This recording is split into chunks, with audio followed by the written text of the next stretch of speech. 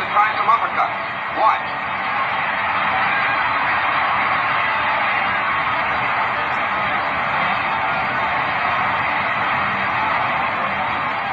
Roland, still plenty game, will punch off the ropes and counter with his own right.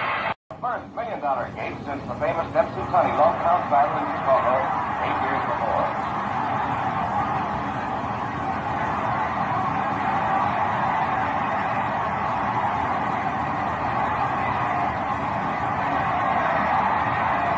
Everyone's stunned by the fury of Lewis's attack.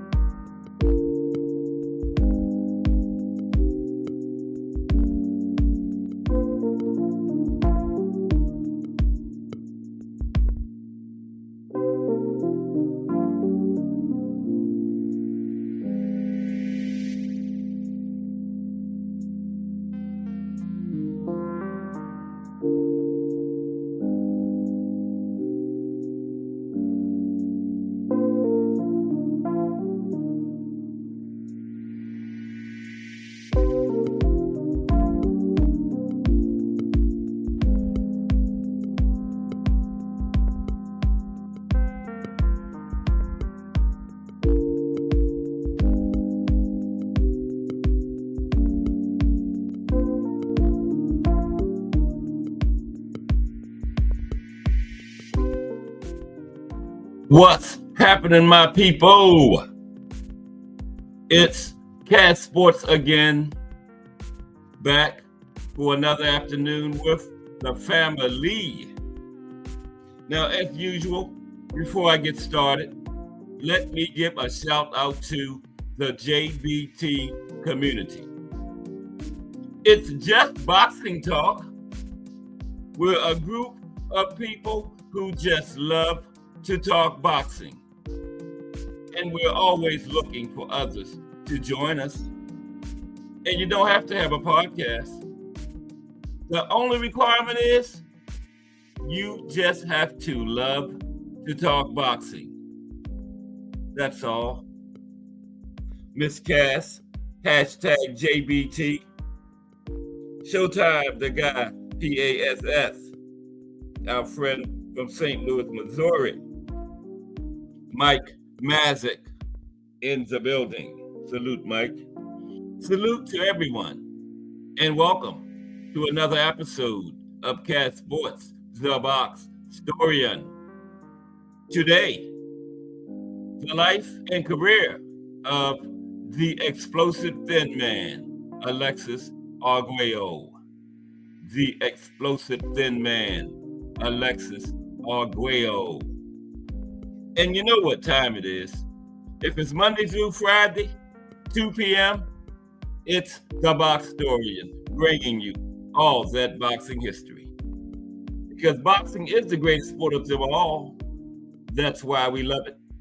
Can't get enough of it. As everyone today, this is the Friday afternoon edition of Cast Sports, the Boxtorian. That's right, pulled back up on another weekend. And I would like to welcome everybody to the weekend because I've been on the weekend. Every day is the weekend. Good of y'all to finally join me. Sorry y'all's got to end in a couple days. But yeah, the explosive thin man today, Alexis Arguello, got those two big cards this weekend. The one with the two rematches, both championship fights. Valdez and Navarrete. WBO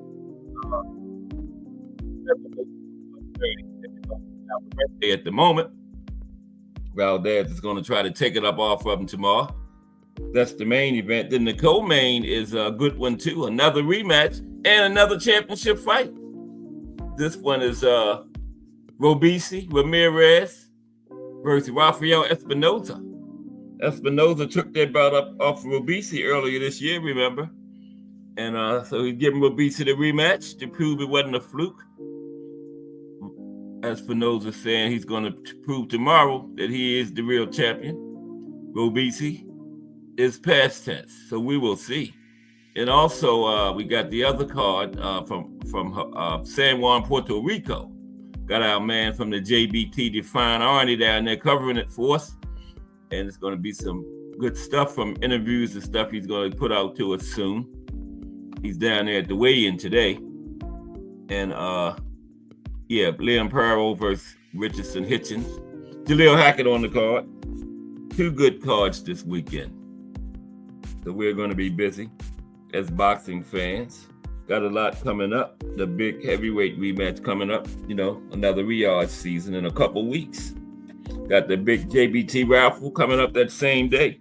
As soon as the champion gets his hand raised, the raffle will be done. 50-50 or the half and half. Whatever the organization takes in, the winner will get half. Right now, it's still at $215, so the winner will get $107.50 right now. $5 will get you $107.50 right now as we speak.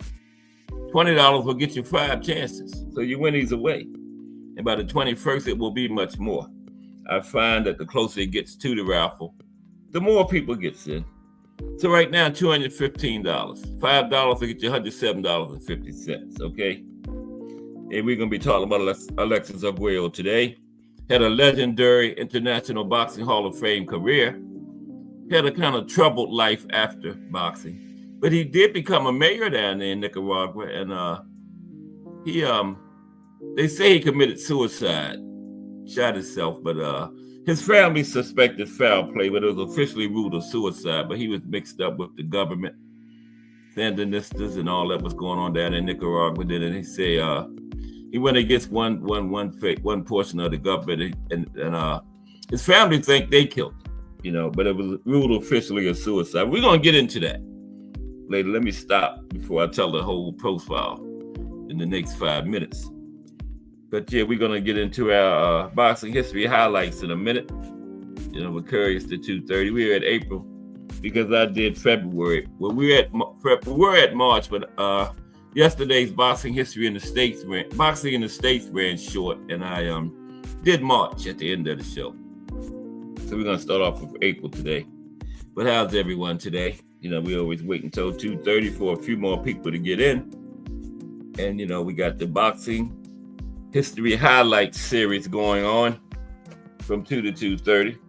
Oh, yeah, Mike Mazza, that is a good profile you gave me for next Wednesday, man. Jolton Jeff Chandler, that is good. I was looking at it yesterday. That is going to be a good one.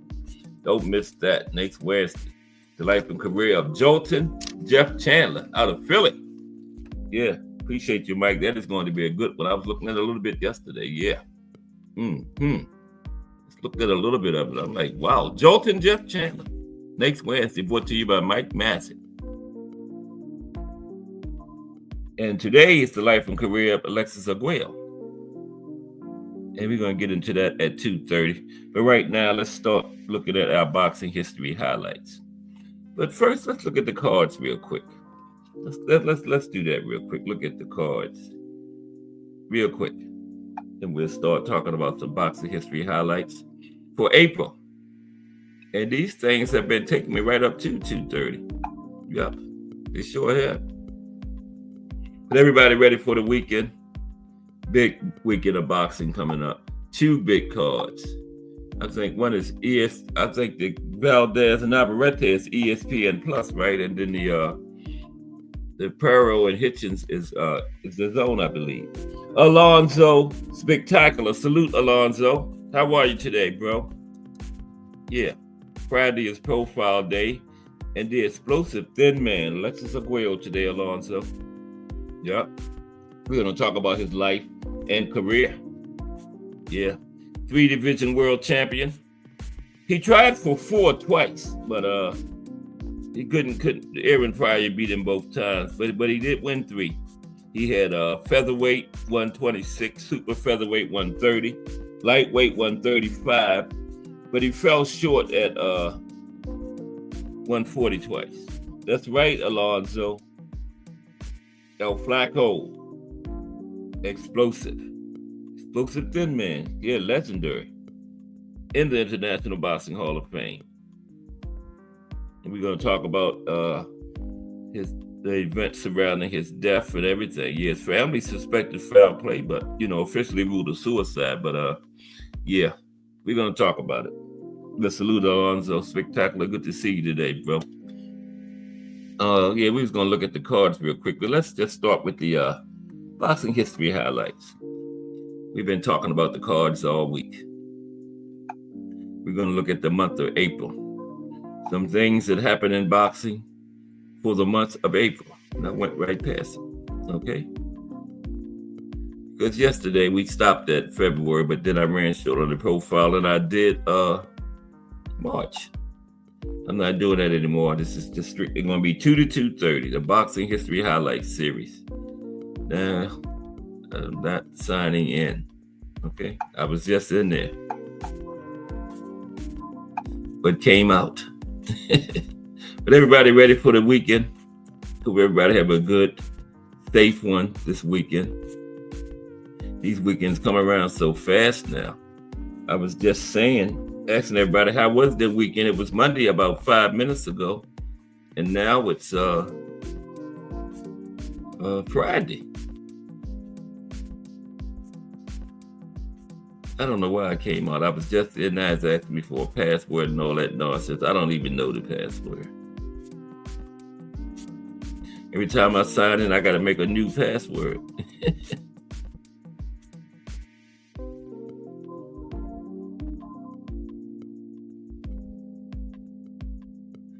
Oh my goodness. What is this thing doing to me?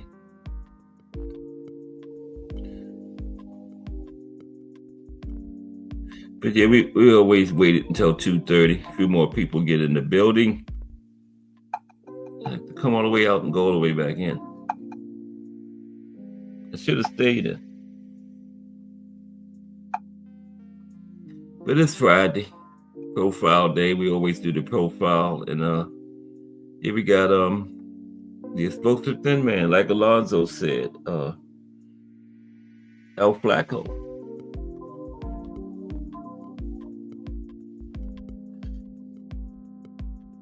Espinosa, the Nate's Arguello. Is he from Nicaragua, Alonzo? I did not know that, because at the end, I think we might run a little short. I'm going to do some other boxers from Nicaragua. Yeah, I don't know why it's doing this to me now. It's asking me to sign in. I was just in there. Never signed in before. Should have stayed in while I was in. Let me see what happens with this other phone. Gotta have our boxing history highlights to start the show. And they've been taking me out right up to 2:30. Yeah, but don't miss that profile next Wednesday. Jolton Jeff Chandler. Wow, that's going to be a good one. I was looking at it yesterday. Mike Massey gave it to me again. Yeah.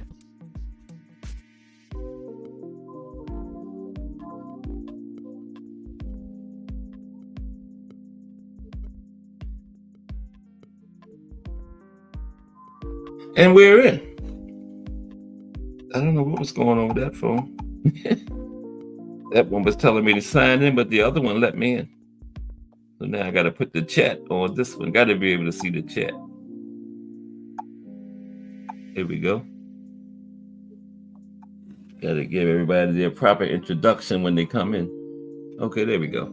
Okay, we're going to start with April. We're going to start the show in about 15 minutes. Run through April real quick. Just some boxing events that happened. Boxing history highlights. I think that's the name of it.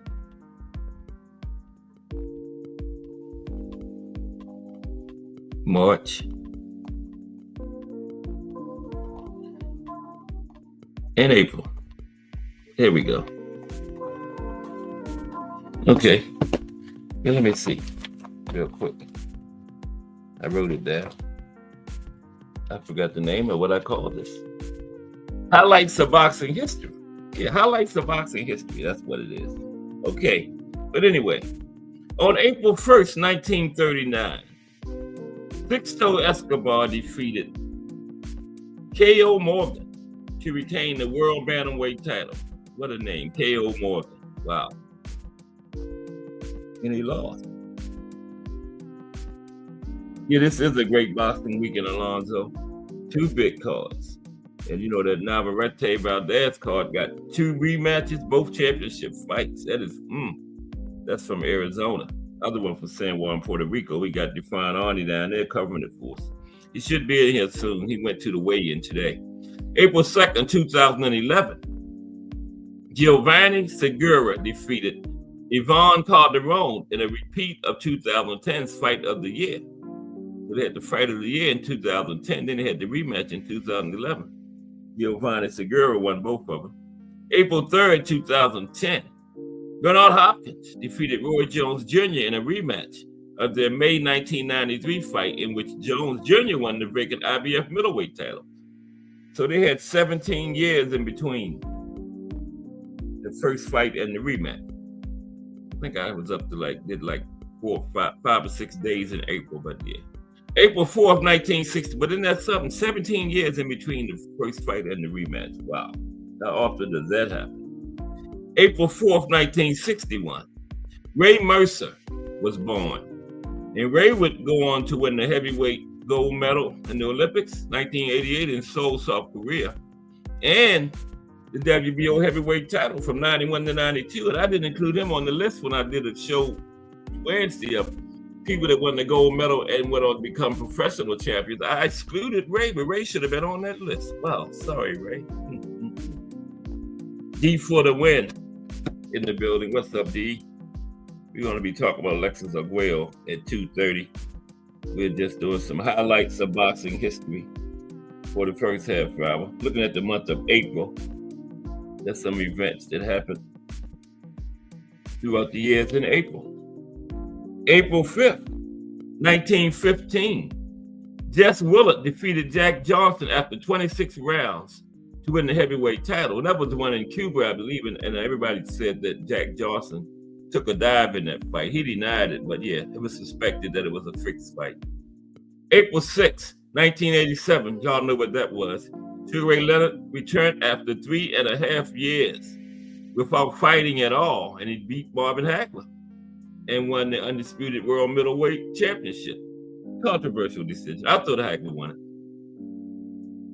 April 7th, 2001, Marco Antonio Barrera defeated Nassim Hamed, the Prince. April 8th, this is where I stopped at yesterday. April 8th, 2006, Floyd Mayweather Jr. defeated Zab Judah by unanimous decision to win the IBF welterweight title. Remember, all hell broke loose in that fight. Roger Mayweather was training Floyd at the time, and he told Floyd that watch it because Zab gonna do something dirty. And sure enough, Zab hit Floyd low, and then Floyd bent over. Zab hit him behind the head. That was too much for Roger. Roger jumped in there, and then Yoel Judah, Zad's father, jumped in. Then Leonard Ellaby jumped in, and then everybody jumped in. But they got it back together and finished the fight. Floyd went on to win. He picked up right where he left off at. But Floyd was the only one that didn't get any kind of suspension or fine. Floyd was hurting too bad to do it. He was still recovering from that low blow. Crush the legend. Hashtag TWT in the building from the winning team. Another fire organization in these boxing streets. Salute, Crush. Coffee and donuts with Crush. 6 a.m. Monday through Friday. Fire show. Salute, Crush. And yeah, I think Zab got like a year. Zab and Roger got like a year suspension. Some million fine. Yoel got like 6 months and some fines, and Leonard Ellaby got like 6 months and some fines. And now Don King had a good point because Don was representing Zab, and Don said Floyd should have been disqualified because Roger Mayweather was the first one to jump in. He really should have been disqualified, and that would have went. That O would have been gone because once Roger Mayweather jumped in that ring, Floyd should have been disqualified, but he wasn't. You know, and they continued to fight, and Floyd went on to win it. April 9th, 1988, Evander Holyfield unified his WBA and WBC World Cruiserweight titles by defeating Carlos de Leon. That was a good one. Then, 12 years later, 12 years later, April 10th, 2010, almost 12 years to the day, Evander Holyfield, at 47 years old, knocked out Francois Botha, the South African guy, in the 8th round to win the World Boxing Federation heavyweight title. I think that was like his 4th time. Evander is the only 4-time heavyweight champion. And he tried for 5 a couple of times, but fell short. Wow. April 11th, 1750. Yeah, 1750. The first international prize fight. Jack Slack retained his title as champion of England by beating Frenchman John Petit in 7 rounds. First international fight, okay? Yeah, because it was the Englishman going up against the Frenchman. I could say that could be the first fight and he was defending his title, but first international, okay? Frenchman going up against the Englishman. The Englishman won. April 12th, 1997. Oscar De La Hoya defeated Pernell Whitaker to win the lineal and WBC welterweight championship. Yeah, a lot of people thought Zab won that one. But that wasn't the biggest of the robberies. That was Julio Cesar Chavez when they called their fight a draw. Wow. April 13th, 2014, the Pac-Man, Manny Pacquiao, defeated Timothy Bradley to regain his WBO welterweight title. April 14th, 2007, Ruslan Shahjayev became the new WBA heavyweight champion after defeating Nikolai Valuev. April 15th, 1985, tax day. You know what that one was too. Marvin Hagler defeated Thomas Hearns in what many consider the greatest 3 rounds in boxing history. And guess what? That 3-round fight was fight of the year. And they had some other good 15-round fights that year. Larry Holmes and Michael Spinks was that year. Hector Camacho and got the guy's name, but that was another good 12-round fight. But this 3-round fight won fight of the year over both of them. And round 1 was round of the year. April 16th, 1952, Sugar Ray Robinson, excuse me. Sugar Ray Leonard might not even have been born in 52. Sugar Ray Robinson retained his world middleweight title with a 3rd-round knockout of former world champion Rocky Graciano. April 17th, 1967, Nino Benvenuti won his world middleweight title by defeating Emil Griffith. April 18th, 1913, Ted Kid Lewis became the first boxer to use a mouth guard in the ring. Wow. 1913, first boxer to ever use a mouth guard. Okay, so I guess before that was a lot of knocked out teeth and stuff. But 1913 when they started using the mouth guard. April 19th, 2008, Joe Kawasaki defeated Bernard Hopkins to gain the ring light heavyweight championship. Yeah, old Bernard. But on box records, just got Bernard. Don't say nothing about old. Him and Roy.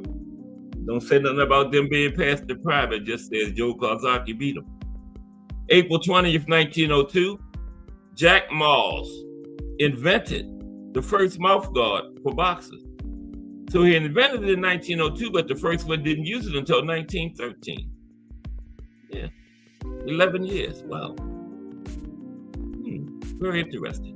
April 21st, 1962, Carlos Ortiz became world lightweight champion with a win over Joe Brown. Two good legendary lightweights, Carlos Ortiz and Joe Brown. Yeah. We'll finish up April. April 22nd, 2006, Vladimir Klitschko won the IBF World Heavyweight title from Chris Bird. April 23rd, 1977, Carlos Durante defeated WBA World Champion Alfonso Zamora in 4 rounds. It was a non-title fight. April 24th, 1961. No way. Roger Mayweather was born. I thought they were going to say he fought. 1961. No, April 24th, 1961, Roger Mayweather was born.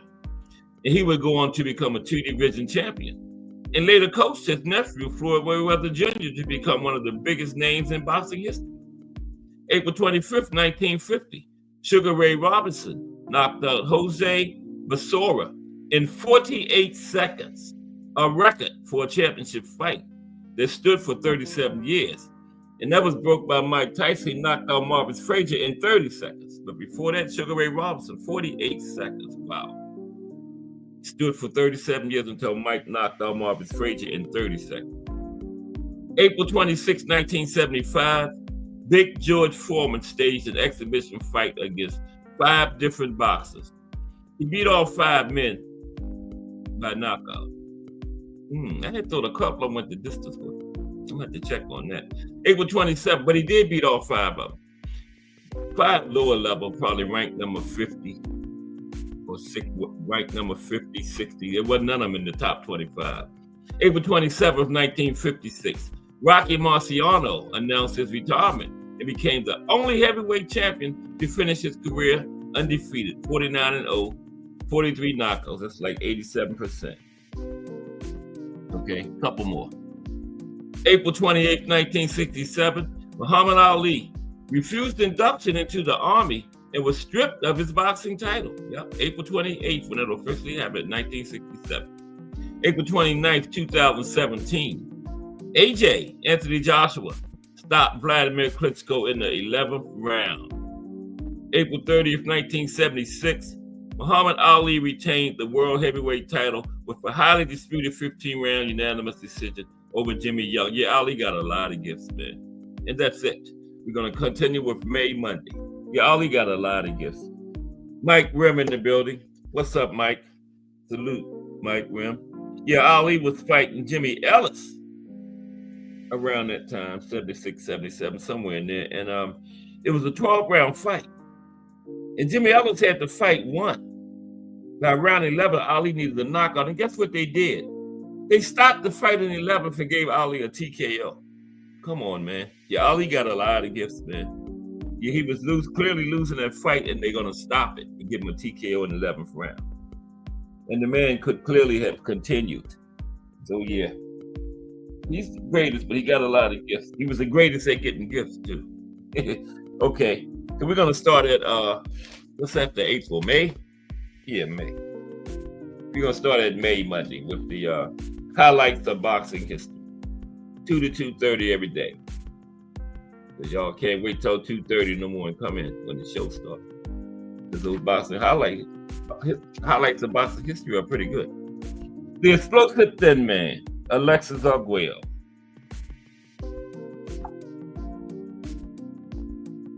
Appreciate everybody for stopping by today. Hope you enjoyed the show.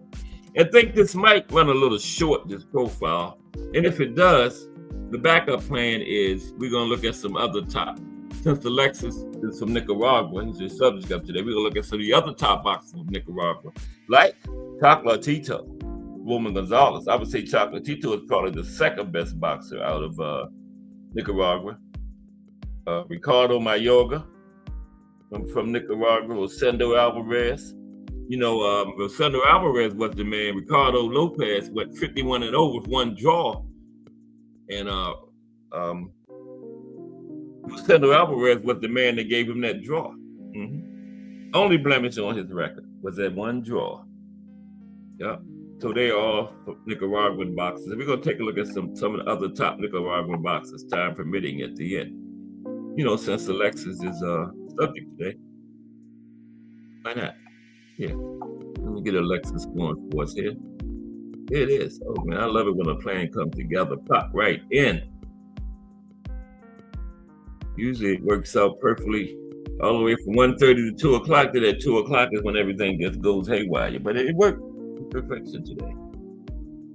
Chat pop right back in. Look at that. I'm on a roll today. This is going to be a great show. Okay, let's go. The Explosive Thin Man. Alexis Arguello. That's one of my favorite nicknames, too. I've told y'all about 1,000 times, I know. Along with y'all probably know the other one, the Ghetto Wizard, Benny Leonard. Legendary lightweight from 20s, 30s. Yeah, those are my two favorite nicknames. This one here, the Explosive Thin Man, and the Ghetto Wizard. Those are some serious nicknames here, man. Oh. Yeah, I just got my pictures out of order. Messing around, okay. But okay, let's talk about Alexis Arguello. Now, Nicaraguan professional boxer, and Alexis competed from 1968 to 1995, right? 27-year career. He retired once and came back. And later he became a politician after his boxing life. And he was a 3-weight world champion. He had the WBA featherweight title, 126, from 1974 to 1976. He had the WBC super featherweight title, 130, from 1978 to 1980. And he had the WBC lightweight title, 135, from 1981 to 1982, okay? And additionally, he had the Ring Magazine and lineal featherweight titles from 1975 to 1977. He had the Ring lightweight title from 81 to 82, and the lineal lightweight title in 1982, right? Now, in his later career, he challenged twice for junior welterweight world titles, losing both fights. Classic, legendary fights to the Hawk, Aaron Pryor, okay? Now, Alexis fought out of the orthodox stance, okay? He was 5 foot 10 inches tall and had a reach of 72 inches, with a total of 85 fights in his career. 85, yeah. 77 wins, 8 losses, and 62 by way of knockout. The Explosive Thin Man, Alexis Arguello. Okay? Yeah, he lost those 2 fights to the Hawk. BBO Boxing TV, salute BBO. And Melanin Queen 27 in the building. Okay. Melanin Queen 27, salute. BBO Boxing TV, salute. And Jarrell Hattie, salute. How's everybody today? We talking about the Explosive Thin Man today. Okay. Yeah. Yeah, I'm gonna call you to BBO. Okay. Today. Promise. But salute. And Jarrell Hattie in the building. Okay, appreciate everybody stopping by. The Explosive Thin Man today. And time permitting, that's BBO Boxing TV, hashtag JBT too, by the way. Can't forget that JBT. But time permitting, we're gonna look at some of the other top Nicaraguan boxers. Alexis is number 1, to me, but then the Chocolatito is definitely number 2, as far as Nicaraguans. But Ricardo Mayorga is right up there too now. He's from Nicaragua. And like I was saying, Rosendo Alvarez, and that's all I can remember. I got some more in my notes, but that's all I can remember off the top of my head. Them 4. Alexis, Chocolatito, Ricardo Mayorga, and Rosendo Alvarez, but I got like 7 or 8 more. I can't remember no more right offhand. Just 4 Nicaraguan fighters. But all of those in the International Boxing Hall of Fame, and yeah, he is. He's great, BBO.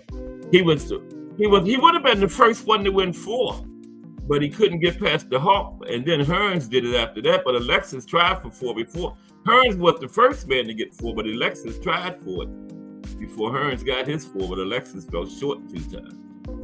He would have been the first man to get 4, but he had 3, you know. He had 3, so that ain't bad. You know, 3 different weight classes. Now, he is regularly called one of the greatest boxers of his era, right? And he never lost any of his titles in the ring. Of all those 3 titles he had in the different weight classes, he vacated all of them and moved up. Nobody never beat him for him. Never lost a title in the ring. You know, vacated them each time in pursuit of titles in higher weight classes. Now, after his retirement, Alexis became Nicaraguan. He went into politics down in Nicaragua. Yeah, went into politics.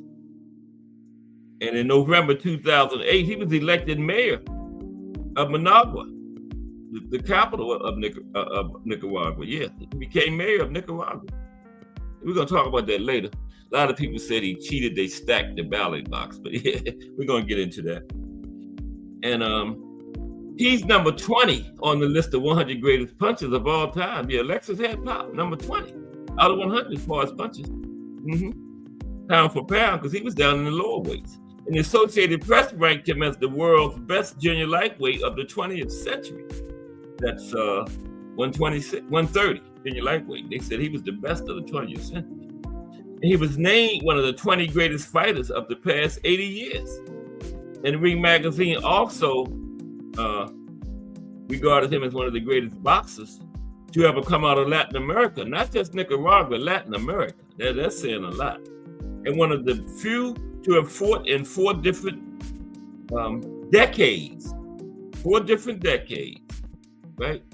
60s, 70s, no, 70s, 80s, 90s, 60s, 70s, 80s, and 90s. Yeah, not too many boxers fought in 4 different decades. There's only 2 fought in 5, Duran and Jack Johnson.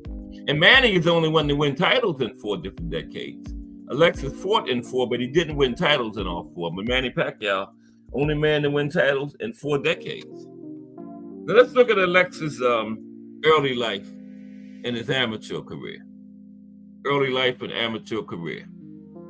Okay, for the explosive thin man. Okay, now, Arguello was born on April 19th, 1952. His father was a shoemaker, and his mother's name was Zoila, Zoila, Zoila. Now, Alexis had a troubled childhood, growing up in abject poverty in Managua, right? But he later on became the mayor of the city. And when he was 5 years old, his father attempted suicide. And at the age of 9, Alexis ran away to work on a dairy farm. 9 years old, wow. You gonna get a job 9 years old, man, come on now. Now, when he was 13, he immigrated to Canada to provide for his family, 13 years old. And Alexis was constantly involved in street brawls through his teenage years, right? But it wasn't until his sister Marina, one of his 7 siblings, married a boxer that Alexis became interested in boxing, right? His sister married a boxer. That's how he became interested in boxing. His brother-in-law, okay? Now, Alexis's brief amateur career saw him compile a record of 58 wins, 2 losses in the amateurs. And at one point, his brother Eduardo Jose was considered a national hero in Nicaragua. And he had a street named after him, his brother. Yeah, he had a street named after him. Okay, let's get into his professional career now. Let's look at Alexis as a professional. Okay. Now, I don't want to turn this light on. There we go. Ernesto. Okay. Professional career. Started out at featherweight, 126. Now, he had his debut fight on October 26, 1968. Well, that's one day before Melanin Queen's birthday. Debuted on October 26, 1968. He was trained by former boxer Miguel Angel Rivas, right? And after winning his first 3 fights, he suffered his first loss by knockout, right? And then after his first 3 fights, he lost 2 straight. Then after those 2 losses, he went on to win 29 straight fights, right?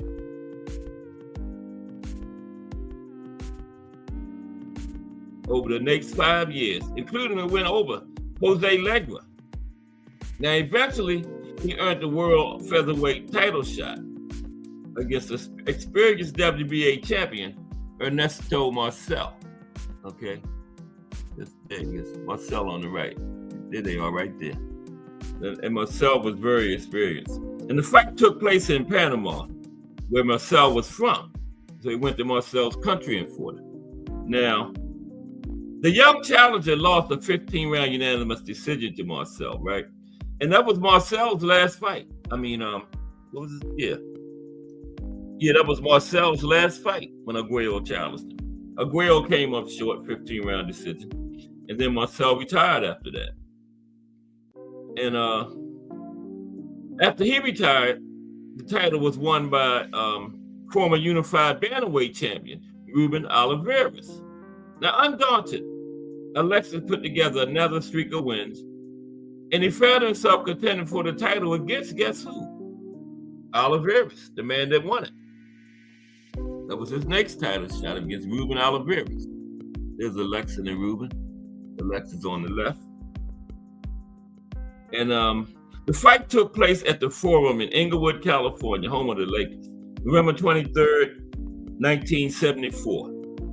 Now, after Olivares had built a small lead on the judges' scorecards, Arguello and Olivares landed simultaneously left hooks in round 13.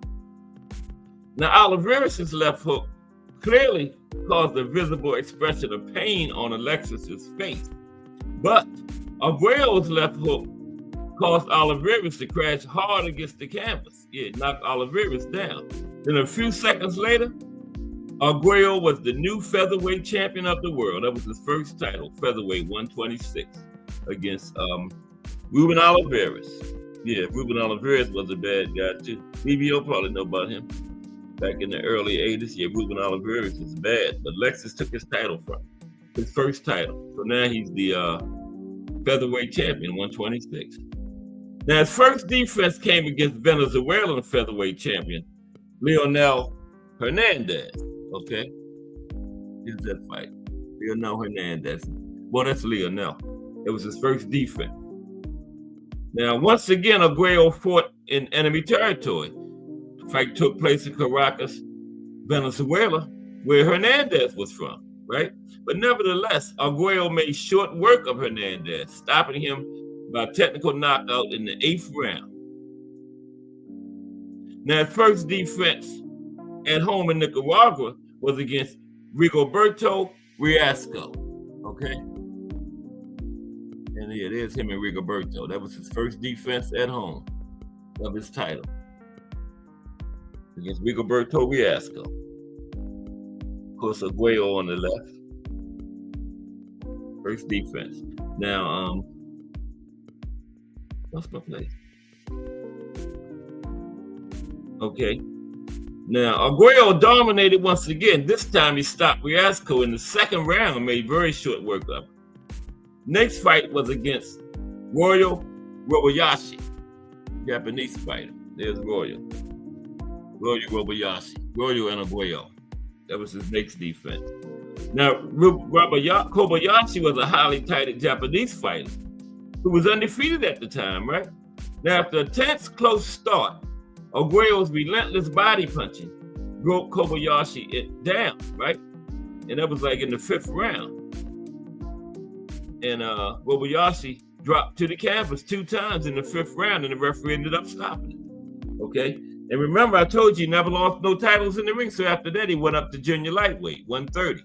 Junior lightweight, super featherweight, same thing. He went up to 130. After a successful 4th defense, he made one more defense at featherweight. Then he went up to super featherweight, right? 130. He moved up in weight, vacated his title. And he challenged the world junior lightweight champion, Alfredo Escalera, right? In Bayamon, Puerto Rico. Escalera was a bad dude too. There they go, him and Escalera. Yeah, that was when he was going for his first title at super featherweight against Alfredo Escalera in Puerto Rico. Went to Escalera's home, Bayamon, Puerto Rico, right? And this fight was nicknamed the Bloody Battle of Bayamon. Escalera had been a busy champion with 10 defenses, and he had dethroned Kuniaki Shibata in 2 rounds in Tokyo in what some experts consider one of the most brutal fights in history. Yeah, Escalera versus the Japanese guy. What's his name again? Kuniaki Shibata. Yeah, that was a good one there.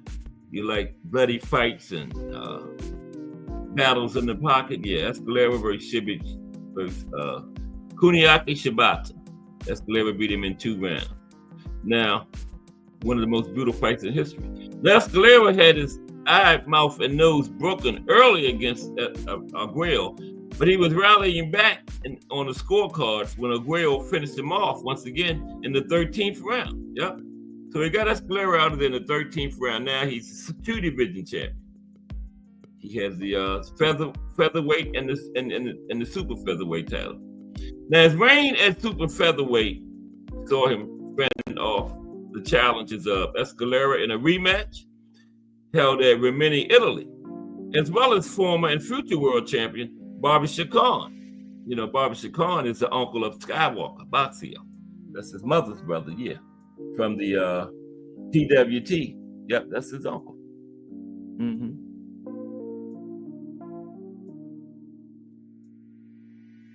BVO says the monster hit like bricks. Yeah, that's what they say. Yeah, some of them knockouts he be doing, I believe it too. Yeah.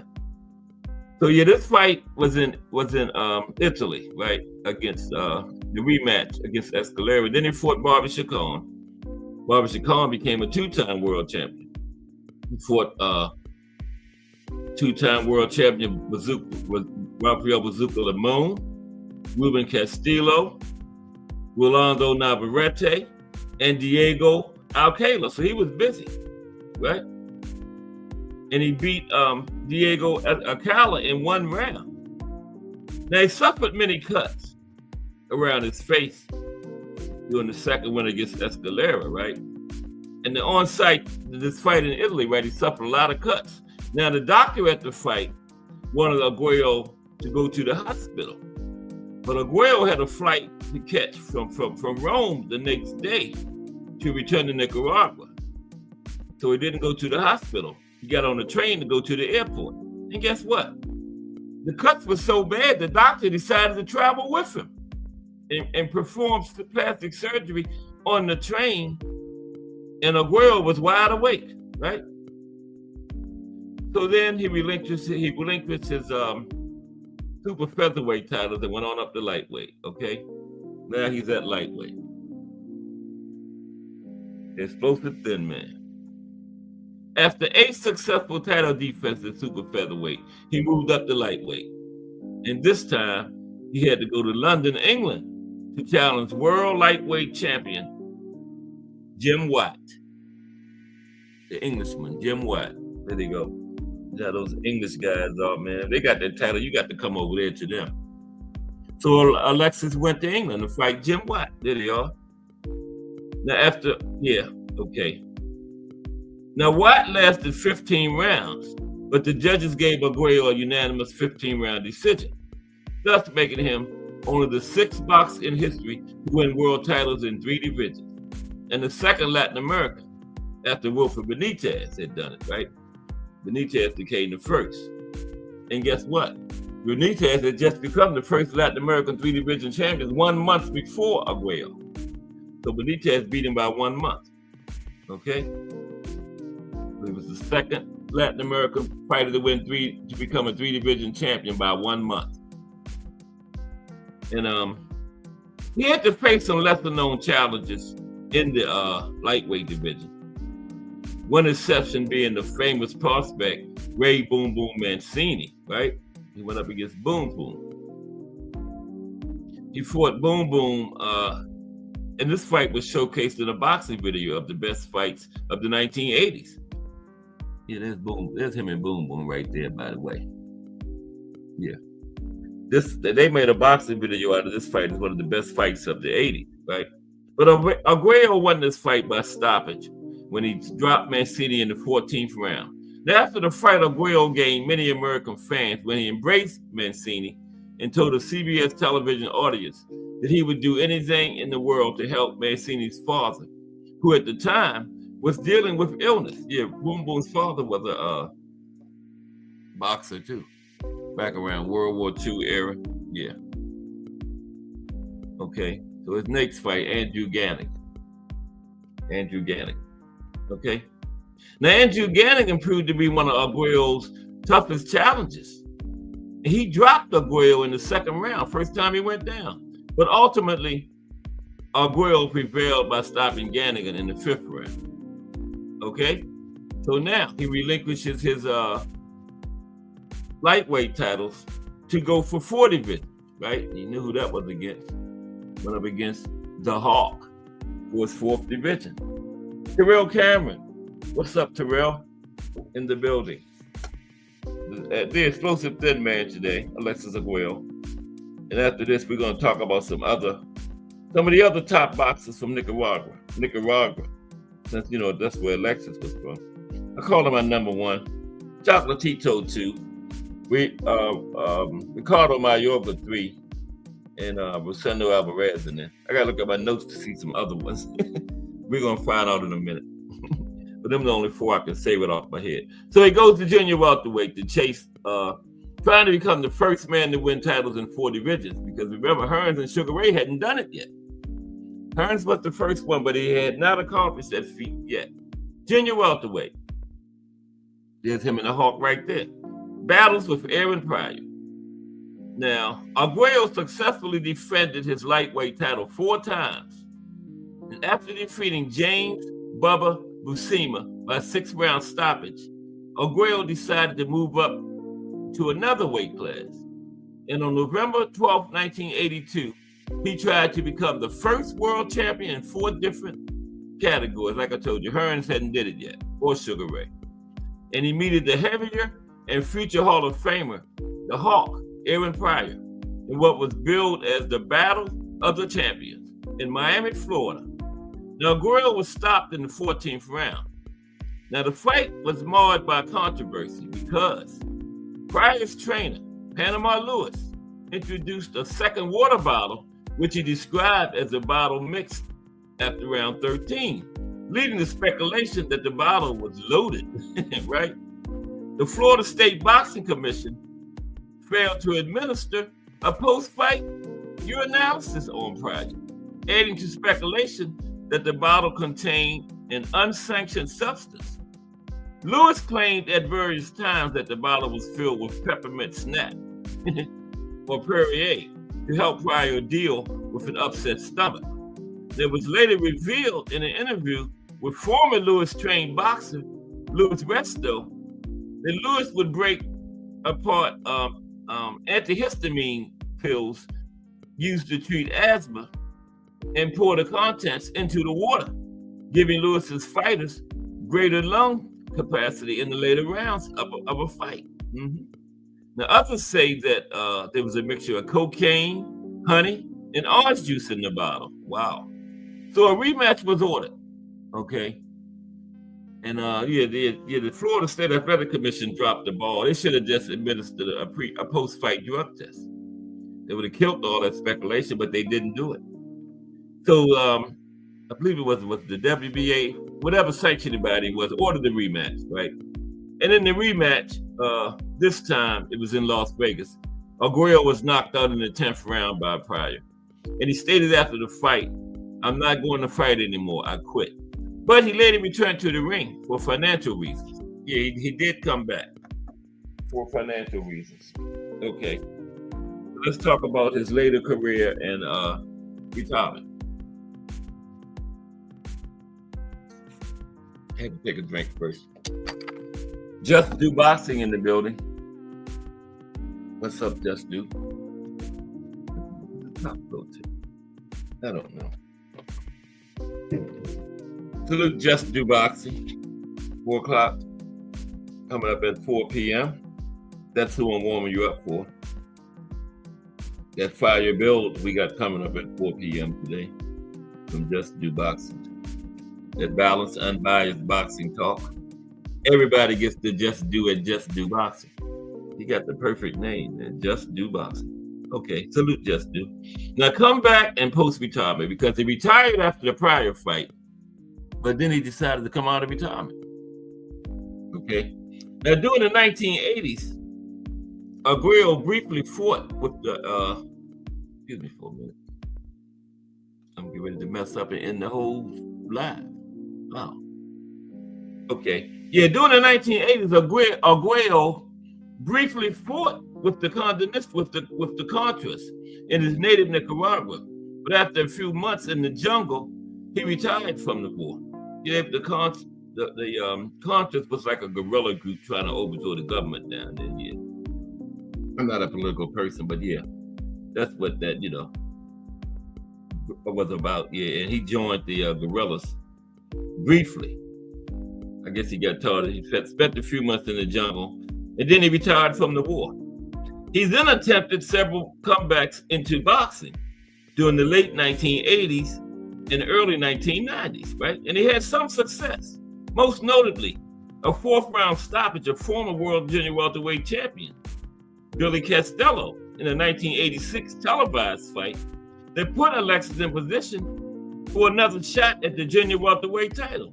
But he didn't take the shot. He retired for good in 1985 with a record of 82 wins, 8 losses, 65 knockouts. That's 90 total fights for Alexis. Wow.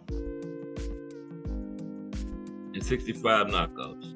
Along with the recognition of being one of the sport's most universally respected fighters among fans, experts, and other boxers, right? And in 1982, Alexis was elected to the International Boxing Hall of Fame. Okay? 1992, right? Excuse me. In 2008, he was honored by being selected as Nicaragua's flag bearer at the opening ceremony of the Beijing Olympics. Yeah, he carried the flag for his country in 1988 in Beijing. 2008. 88 was Seoul, South Korea, excuse me, yeah. Beijing, China, 2008. Let's take a brief look at his political career. We winding down there. Wrong political career, yeah. A brief look at Alexis' political career. Okay. Now, he was actively involved in Nicaraguan politics with the Sandinista National Liberation Front, the FSLN, the same party against whom he took up arms in the 1980s, right? When he was with those guerrillas in the jungle, he was fighting against the Sandinistas, right? But this time, he joined them. And in 2004, he was elected as the vice mayor of Managua, where he was born at. And, born into abject poverty, ended up growing up becoming the mayor of the place, right? Now, amid accusations of vote rigging, they said he stuffed the ballot box. Arguello narrowly won the mayoral election in Managua on November 9th, 2008, against the candidate of the Constitutional Liberation Party, Eduardo Montealegre, who had become second to Daniel Ortega in the 2006 presidential election. So this guy ran for president. He lost that, then he lost to Arguello. Now, Arguello's margin of victory was narrow as he attained just 51.30% of the vote. Then he had a brief acting career, very brief acting career. He played in, he had a large supporting role in the 1989 film, Fists of Fury. Remember that? Fists of Steel. Yeah, Alexis was in that. And then his death. His death. There's a little controversy in that too. Arguello died on July 1st, 2009, after being accused of shooting himself with 2 bullets through the heart in Managua. Now, the National Police under Sandinista control confirmed the death shortly afterward, and it was declared a suicide following an autopsy and investigation, right? But those close to Arguello, including his daughter, Dora Arguello, and his sons, his family, asserted that he was killed by Ortega's regime because he had become increasingly disenchanted with the Orteguistas and the Sandinista government. And he was planning an imminent departure from the Sandinista political party. So they saying the government killed him. Yep. And there you have it. Life and career of Alexis Arguello. So now let's look at some other Nicaraguan boxers, since Alexis was Nicaraguan. So we're going to look at some other top fighters for Nicaragua. Hope everybody enjoyed that. We got another profile coming up on Wednesday this week because it's out of the chat. Brought to you by Mike Mathick. It's Jolton Jeff Chandler. And I was looking at it yesterday. That's going to be pretty good. Jolton Jeff Chandler from Philly. Philadelphia boxer. Former world champion. Yep. So don't miss that next Wednesday. We get an extra profile, bonus profile next week. Brought to you by Mike Mathick. And Mike give up some fire profiles. Yep. So let's look at some of these other. Yeah, there it is. Hop right in again. I've been having trouble getting this up when I was looking at it like one. But there it is. And it always drops out. Let me see. Yeah. Ooh, yeah, but did it. So we're going to get it. Bear with me for a minute. Everybody ready for these two big fights we got this weekend? Two cards, man. One of them is two rematches and both championship fights. We all got Navarrete or Valdez, and then Rafael Espinosa and Robeisy Ramirez again. Remember that one? Espinosa's like 6'1", 130, right? He's tall for down there. And he reminds me of the towering Inferno, Sebastian Fundora. He's got all the height and reach, but he likes to fight up in the pocket, man. He don't even use that reach and height advantage he got. Yeah. Espinosa likes to fight in the pocket, man. He reminds me a lot of the way Fundora fights with all that height and reach. I want to get in there and mix it up. But Chocolatito first, okay? Talk about some other Nicaraguan fighters. Did I say that right? Nicaraguan. Y'all know what I'm talking about. Chocolatito, there he is. Chocolatito is still fighting too. He fought earlier this year, remember? Yeah. I don't know how old he is. He got to be pushing 40. Now,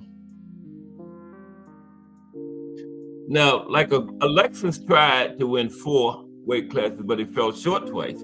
Chocolatito was the first Nicaraguan to win world titles in 4 weight divisions. Yeah, he accomplished it. Roman Gonzalez, real name. Chocolatito won the WBA minimum weight title in 2008, the WBA junior flyweight title in 2011, the WBC flyweight title in 2014, and he won the WBA super flyweight title in 2020. So what Alexis was trying to accomplish, Chocolatito did it. First Nicaraguan to win titles in 4 weight divisions. Yeah. Just a little brief. We're going to get a lot of link time today again. So, Define Arnie must be down there doing those interviews because he's not in here. Yeah, the press conference today. He's down there in San Juan, Puerto Rico. He's going to be bringing us a lot of highlights from the Liam Perro Richardson Hitchens card. Yeah. He's down. He got a lot of interviews yesterday. He said he got an interview with Hitchens. Hitchens. No. Hackett and a couple other people on the card. Yeah. So we get one with this female fighter from Puerto Rico today. So yeah, we're gonna looking forward. Jay gonna upload them probably next week or something. We're gonna looking forward to seeing that. Yeah, Rosendo Alvarez, another Nicaraguan. There's Rosendo. Yeah, the ball hit one. Yeah, like Ricardo Lopez, the Mexican, he ruled the 90s at minimum weight 105. He lost no fights. Only blemish on his record was a draw given to him by that man right there, Rosendo Alvarez. Yep. But Ricardo did come back and avenge it. He came back and beat him. Now, Alvarez won the WBA minimum weight title in 1995, and he retained it 5 times. Then later won the WBA light flyweight belt in 2001, and again in 2004. Rosendo Alvarez, another Nicaraguan. Ricardo Mayorga. There's Ricardo Mayorga, right there. Now, Mayorga stunned the boxing world with a knockout win against Vernon Forrest to become the world's best welterweight. He repeated the trick in the rematch and also beat Fernando Vargas and Andrew Lewis. They had some big names on there. Beat Vernon Forrest twice, beat Fernando Vargas and Andrew Lewis. Yeah, those are some big names back from that period, you know. Yeah, welterweight. Another Nicaraguan big-time fighter. Luis Alberto Perez.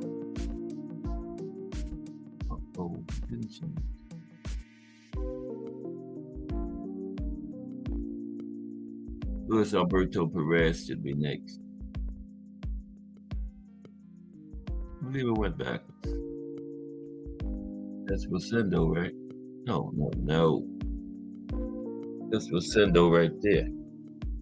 Rosendo Alvarez. Ricardo Mayorga, we did him. That's Ricardo. And there's Luis.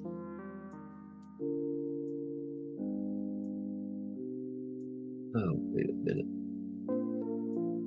That's Luis Alberto Perez, okay? Luis Alberto Perez on the right, okay? The Luis Alberto Perez, former 2-weight world champion who defeated Felix Machado in 2007 to win the IBF Super Flyweight title, which he defended 3 times.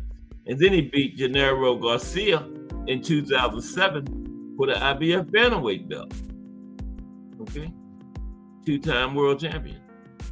Okay, at Super Flyweight. Eddie Gazo, talking about some other Nicaraguan fighters other than Alexis. That's Luis Gazo throwing the punch on the left. Eddie Gazo. Gazo won the WBA Super Welterweight title when he beat Miguel Angel Castellini over 15 rounds in 1977.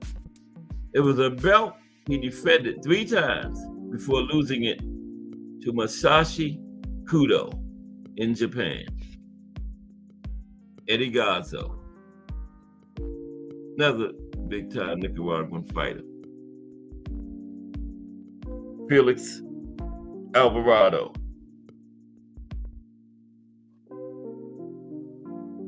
Oh, yeah. Felix Alvarado. Yes, Felix Alvarado. And one of Nicaragua's current hopes, he's hard-hitting, and he had the IBF light flyweight title. He stopped Randy Pettercrim in 7 rounds in 2018. Okay, I think he's still active. I don't think he had the belt anymore though. Next is Adonis Rivas. A couple more. I have to find a backup plan to the backup plan. Adonis Rivas. Okay. Rivas shocked the unbeaten Diego Morales in 1999 to win the WBO Super Flyweight title on his U.S. debut. After losing that belt, Rivas dropped down in weight. He didn't go up, he went down and won the WBO Flyweight title against Jair Jimenez in 2002. But those classes are only like 4 pounds apart. So going up and down ain't hard at all. Instead of going up, he went down. Christopher Rosales is next. Christopher Rosales.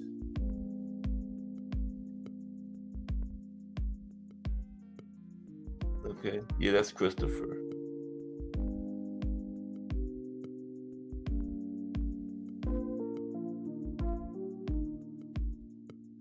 I think.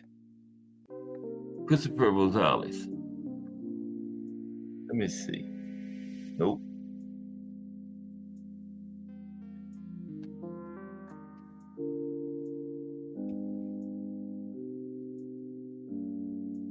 That's Christopher Rosales right there. I don't know how I got mixed up. Yeah, that's Christopher.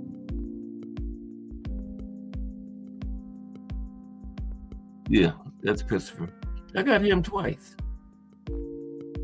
See? I don't know how I did that. Yeah. That's him. Same guy. Christopher Rosales.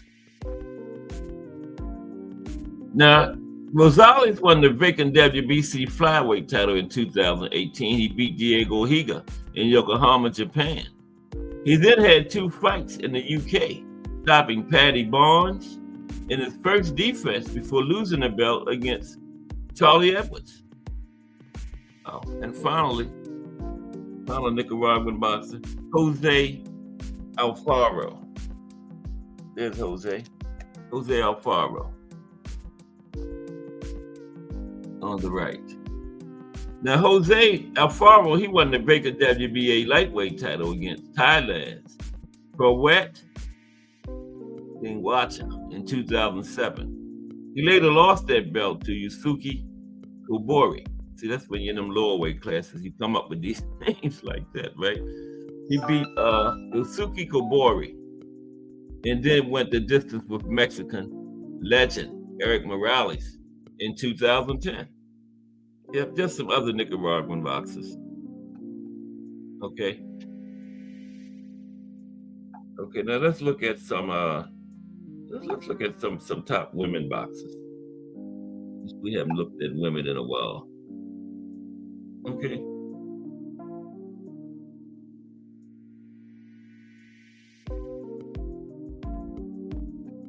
Since we haven't looked at any women boxers in a minute, I don't want to mess with my boxing, the highlights of boxing history. That wouldn't be a bad idea either. I am Cass Sports the Box Historian. Yeah, let's look at some more highlights of boxing history since we done ran short.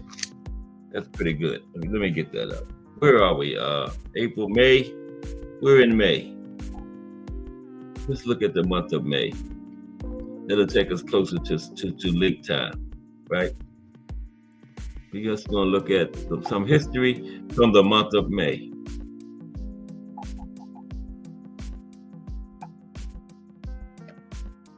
And then we'll drop the link. And me, Aunt McQueen, and Define Arnie stayed on here till about 6 o'clock yesterday. Just Do wasn't on, and wow, we cooked till 6. Yep, we sure did.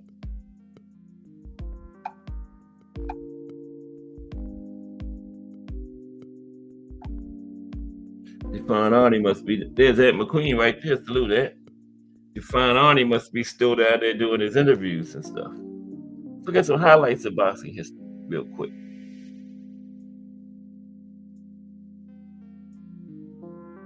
For the month of May. Let me get that going. There we go.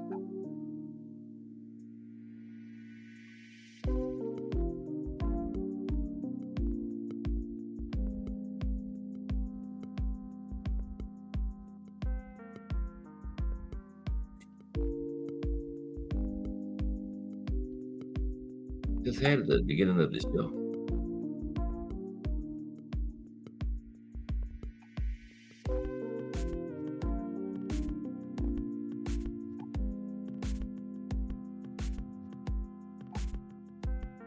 Okay, bear with me.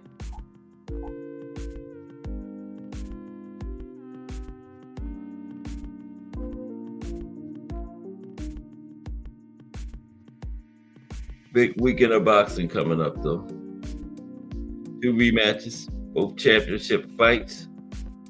Pharaoh, hit chins. That's a good boxing name, man. They hit chins.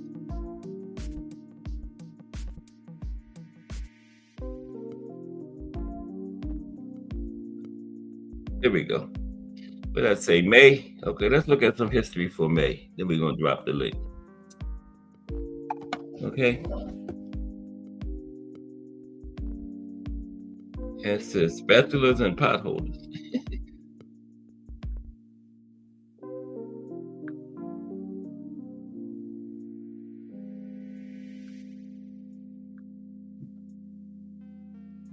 I'm coming.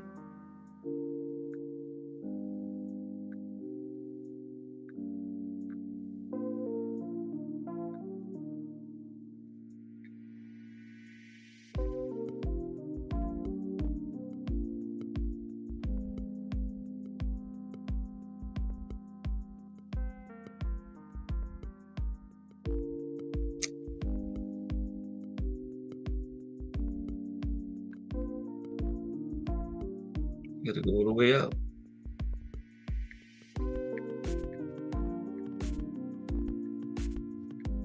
Here we're gonna look at month of May, then it'll be 3:30. And then we're gonna drop the link and cook for like 30 minutes. Okay.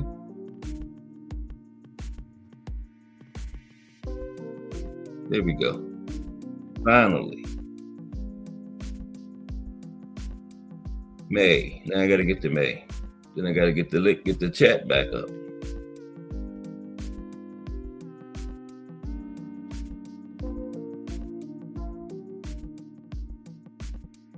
March, April, May.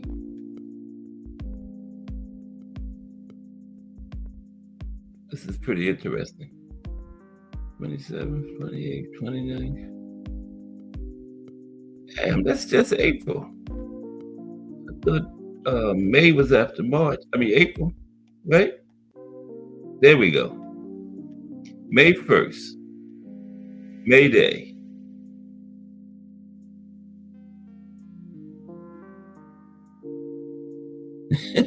Man, I'm at June.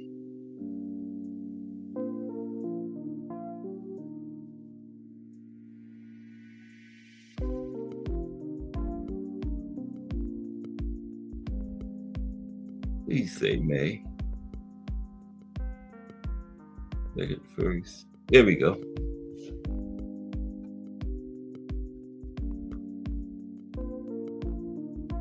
Okay, May 1st.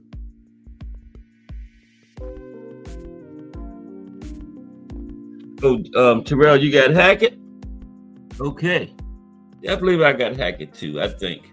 It's going to be a good fight, though. But on May 1st, 2010, Floyd Mayweather Jr. beat Shane Mosley to continue his undefeated career streak. Yeah, Floyd got hit the hardest I ever seen him hit in that fight in that second round. Wow. Shane caught him. But Floyd got a beard on it. He proved it. He proved that in that fight. May 2nd, 2015, Floyd Mayweather Jr. defeated Manny Pacquiao in the highest grossing fight in boxing history. Still is, right?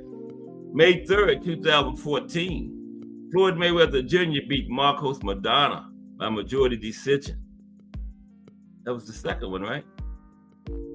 May 4th, 2019, Canelo Alvarez defeated Daniel Jacobs, defending his WBA, WBC, ring, and lineal middleweight titles, while obtaining the IBF middleweight title. Okay, wow, he was almost 4-belt right there. He had them all set for the WBO. I did not know that. Canelo had the WBA, WBC, IBF, and ring middleweight titles at one time. Wow. On May 5th, 2007, Floyd Mayweather Jr. again defeated Oscar De La Hoya, taking the WBC junior middleweight title. and that was the highest grossing before Manny. May 6, 1995, Oscar De La Hoya unified the WBO and IBF lightweight titles in his win against Rafael Ruelas. May 7th, 2016, Canelo Alvarez knocked out Amir Khan in the 6th round, the old glass jaw. May 8th, 2004, Manny Pacquiao defeated Juan Manuel Marquez for the featherweight championship. I believe that was their first one, wasn't it? 2004, first of 4, I think. Yeah, I believe that was the first of 4 between the two. May 9th, 1971, King Carlos Monzon retained his title with a 3-round knockout of Nino Benvenuti. Yeah, and I told you Carlos Monzon had it from 70 to 77, undisputed middleweight. Hagler had it from 80 to 87, undisputed middleweight. So 14 of those 17 years, either Carlos Monzon or Marvin Hagler was undisputed middleweight champion. One of those two men. 17-year period, they had it for all but 3 years of those 17 years. Incredible. But they never met. The careers, they fought briefly at the same time. Carlos was at the end of his and Marvin was at the beginning of his, so it wouldn't really have been a good gauge of who was better or whatever, because Carlos was a veteran, Marvin was a youngster, so yeah, they never met up. But both was at middleweight at the same time for a few years. But May 10th, 1935, Tony Canzonieri recovered the world lightweight title over Lou Ambers. I think they had a trilogy too way back then. May 11th, 1977, Ken Norton knocked out Dwayne Bobby in the first round. Yeah, we're going to get the link after this. Yeah. May 12th, 2001, Felix Tito Trinidad defeated William Jaffe to take the WBA middleweight title. Yeah, that was part of that. Wasn't that part of that little tournament they had there? B-Hop and what was the other guy in it? I can't remember his name, but it was like 4 of them. B-Hop fought the other guy, and Felix fought Jaffe, and then B-Hop and Felix met. I believe that's how that went. But yeah, anyway. May 13th, 2010, Manny Pacquiao was officially proclaimed congressman of the IONE district of Sarangani in the Philippines. IONE. May 14th, 2011, SOG Andre Ward defeated Arthur Abraham to retain his WBA Super World Super Middleweight title. And that was part of that Super 6, because he ended up with the WBC later that year. It went from 2009 to 2011. Him and Carl Froch met in the final. Yeah, that was part of that. Yeah, the 6 at super middleweight. May 15th, 2004, Antonio Tarver defeated Roy Jones Jr. in an upset victory for the WBC, WBA, and WBO light heavyweight titles. Wow, it was almost 4 belt undisputed way back then. Everything but the IBF. Wow. The B-Hop had been 4 belt before then, earlier, and Jermaine Taylor. But Roy was almost 4 belt undisputed. Well, had everything but the IBF. Thomas Hill, hashtag JBT. What's happening, T Hill? You ready in time? But we're getting ready to drop the link in about 5 minutes. We're going to finish up the month of May, these highlights of boxing history. Alexis ran a little short, but it was a good profile. Yeah, okay, we got like 13 more days. May 16th, 1975. This is the fight I was talking about earlier. Muhammad Ali retained the world heavyweight title with an 11th round knockout of Ron Lau, TKO. Now, Lau was far ahead in the 11th round. Ali needed a knockout, and they gave him a TKO. TKO in the 11th round was a gift. They should not have stopped that fight, man. Lau had him beat. I wish Bruce Gas in here. Yeah, Lau was winning the fight, man, on all the judges' cards. And mysteriously, they stopped it in the 11th round and gave it to Ali. I was talking about that earlier in the show. Yep. May 16th, 1975. Yep. May 17th, 1989. Carlos de Leon became the first boxer to win the World Cruiserweight title 4 times when he knocked out Sammy Reason in 9 rounds. Now, Ali was the greatest and all, but he got a lot of gifts too. A lot of gifts. May 18th, 1956. Sugar Ray Robinson beat Bobo Olsen for the 4th time. Now, remember I told you yesterday, Sam Langford and Harry Wills fought each other 22 times. 22 times. That's got to be the record for 2 fighters fighting each other. 22 times? Wow. That's crazy, ain't it? 22 times they fought each other. Okay, let me finish this up. And then put this link in here. It's going to take me like 10 minutes to put the link in. Okay. May 19th, 1952. Yoshio Shirai became Japan's first world champion in boxing history, defeating Dado Marino by 15th round decision for the world flyweight title. 1952, first Japanese boxing champion. May 20th, 1978. Jose Pepino Cuevas retained his WBA world welterweight title with a first round knockout of former world champion Billy Backus, but it wasn't long before Hearns took that from Cuevas. I think it was 79, somewhere around in there. I think it might have been the next year. I'm not sure. But Hearns did take it soon after that. May 21st, 2011, Bernard Hopkins became the oldest boxer in history to win a world championship at the age of 46. He later broke his own record in 2013 and again in 2014 by winning titles at ages 48 and 49. So it stands at 49. It's officially the oldest. May 22nd, 1993, Roy Jones Jr. beat Bernard Hopkins to win the vacated IBF middleweight title. May 23rd, 1981, Wilfred Benitez became the first Hispanic and Puerto Rican to be a 3-time world champion when he defeated Maurice Hope. May 24th, 1968, Bob Foster won the world light heavyweight title by defeating Dick Tiger. Dick Tiger was one of those bad 1950s, great 1950s middleweights. He was middleweight 1950. No, I'm always bragging about them. Yeah, by 68, he was at light heavyweight. May 25th, 1965, Muhammad Ali won against Sonny Liston a 2nd time in the most controversial fight in boxing history. Yeah, the Phantom Punch fight. Nobody saw the punch. Even Ali and Liston didn't see it. May 26, 1972, Joe Frazier retained his world heavyweight title with a 5-round knockout over Ron Stander. And not long after that, he ran into Big George Foreman. May 27th, 1719. James Figg became the first English bare knuckle boxing champion, 1719. May 28th, 1934, Barney Ross became the 3rd man in boxing history to win world titles in 3 divisions. 1934, wow.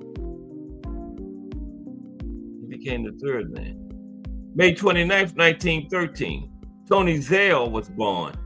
He held the world middleweight title multiple times, and earned the nickname Man of Steel for his ability to take fearsome punishment and still rally to win. Yeah, he wasn't on my list yesterday when I did the chins. Sorry, Tony. May 30th, 1923, Jack Bernstein won the world junior lightweight title with a 15-round decision over Johnny Dundee. And finally, May 31st, 1938, Henry Armstrong became the first man in boxing history to hold world titles in 3 divisions at the same time. I think he got welterweight that year. Okay, let me put the link in. 230 on the dot. Look at that. I love it when a plan comes together. Okay, let me get the link in here for my peoples. Okay, I'm getting ready to invite y'all. Okay, Copy. Invite y'all. Copy. All right. Oh. Yeah. Let me slow down before I end the whole chat. Okay, here we go. It'll be in 1 minute. I'm good with this link now. Now watch me mess up.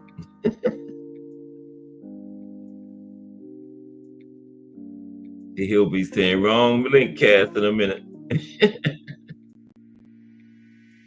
Oh man. It's Friday.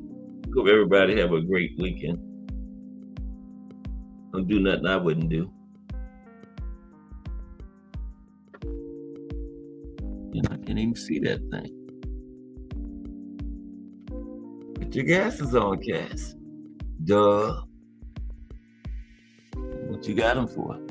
They sitting there on the desk, and I'm talking about I can't see glasses sitting right in front of me. That's crazy. Okay, here we go.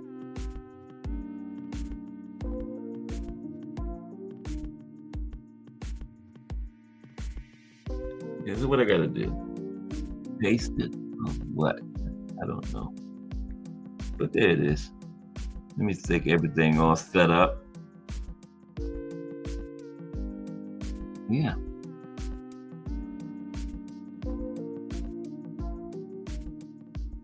You find Arnie must be having fun down there at that weigh-in.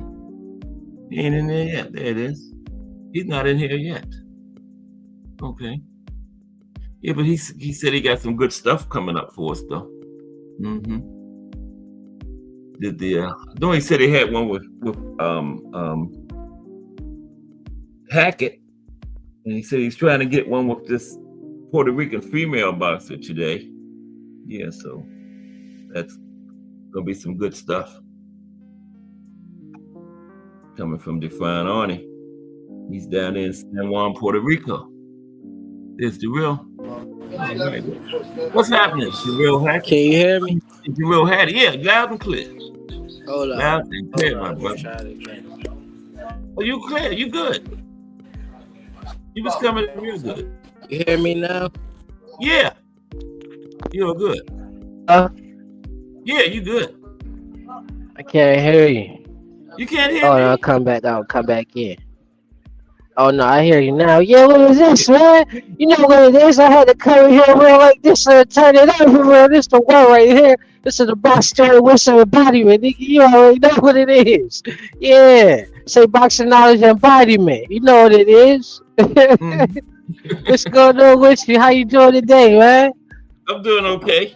Ready for the weekend. Sit back, drink me some coolers, and watch the fights. Who you got, man? Jarrell? You got Jaleel?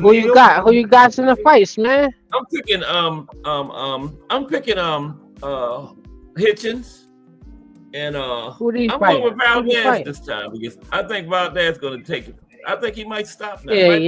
You know how he comes. Yeah. And Espinoza, I think he'll keep his title against. I think he's gonna beat Wabisi again, man. I think so. Yeah. You agree? You still there? I went. Okay. Yeah, I got it. Hold on.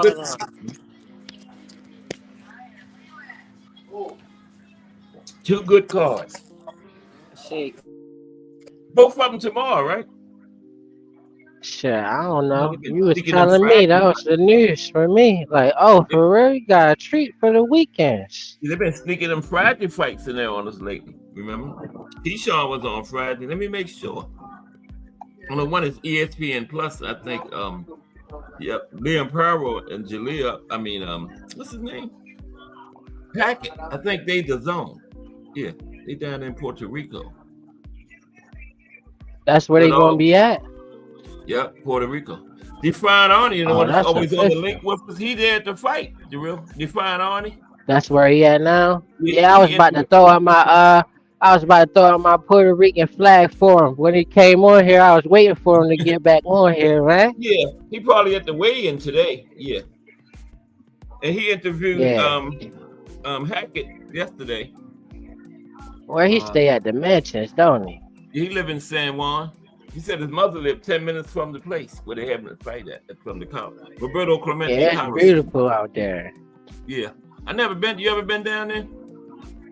Nah, they ain't saying just my family. I see what they doing. I see how they living, man. It's beautiful out there. Yeah. What they gotta come here, what they gotta do when they come here, you know, Puerto Rico, that's what it is. Yeah, that's What, part of what the they United want to States. come here for, it's so beautiful there. And Puerto Rico is part of the United States, though, you know. Yeah. Yeah, I know. But you say why they want to leave there, though, and come. Yeah, I hear you. Yeah, I don't understand I'm it. trying to They leave got here and all go the there. food packs. They Yeah. got the beautiful mansions. Mm-hmm. Yeah. It is beautiful down there. I know some people that have been down there on vacation and stuff, but I've never been. I wouldn't mind going. You know, maybe one day. They got the mangoes that they grow there. The mangoes is bigger than the mangoes that I seen here, man, at the markets. Oh, really? Mm. Yeah, and the strawberries too. Yeah. Oh man. Yeah. And then we got, what is today? The 6th. The week after next is the big heavyweight thing, man. Furry. Heavyweight. Yeah, the week after next. Come on, man. Yeah. That's One just more to week. try to get a name off of Furry, man. That's all you doing, just try to get a name off of Furry, man. I'm going with Furry this time. Yeah, I'm going with Furry. Respect to him though. Respect the Usos though, man. Yeah. Then they're gonna He have a getting trilogy. it They in. gotta have a trilogy. You know they can't leave it at 1-1. Man, nobody That would want be to a see that trilogy. 3 times, man. Come No. on with that. It's gonna be 1-1 though. We got to have a winner. Nobody want to see that again, man. Come on with You got to that, break man. the time, man. You know what I'm saying? What I'm saying? Tank versus Bud, man. Before you get up out of here, Tank versus Bud, what they scared for? You supposed to be the illest in Nebraska, man.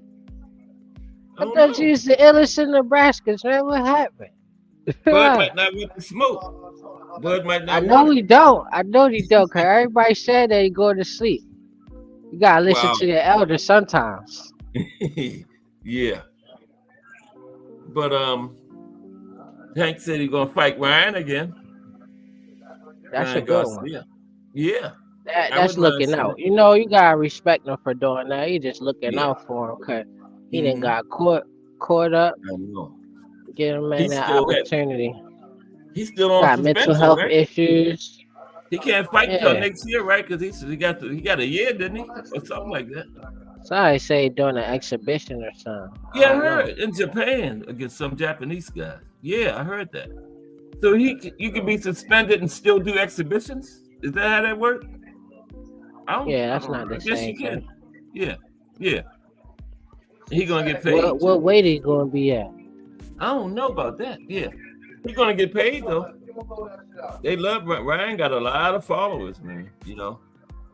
Yes. Yeah, I ain't see no Japanese above 147 besides Pacquiao. I mean, he ain't Jap though, is he? And the other guy, Pacquiao from? the He from monster, the Philippines. Filipino. Stop playing. And the monster, Where monster from? anyway, Japan. Oh yeah, he His from brother there. was a champion. I don't think his brother got his title. I think his brother lost his title. The monster's brother. For real, he big. Yeah, I believe he did. Bigger than Yeah. monster. He's 118, a class below. Oh no, they both the same size. When Monster vacated his title at 118, his brother won one of them. He had one of them at one time. Then Monster Monster came up. must be the big brother there. Yeah. Their father trained both of them. So, yeah, it's a boxing family, man. Yep. No doubt. Yeah. That's cool. And I don't know. I haven't heard nothing about the Monster's next fight or anything. One time I met Joe Frazier at his mansion. You did? Peace and blessings to Joe. Okay. Yeah. Where'd you meet him at? Where'd you meet him at? Made me think of that the other day. He was talking about he was at his mansions. Okay. Yeah. Yeah. That's Yeah, one of 'cause I the only remember- ones I met like that. Like that's Yeah. pretty cool though, cause He ain't fought Muhammad Ali. I know. They did a lot of damage to each other, man. Them two, yeah. Yeah. hmm And Joe was back. Cause Joe he only lost to Foreman and Ali. Nobody else beat him. I feel like why you leave the modern times out of the movement, the rhythm and the movement though. You left Prince Nassim out of it. Did you leave Floyd out of it?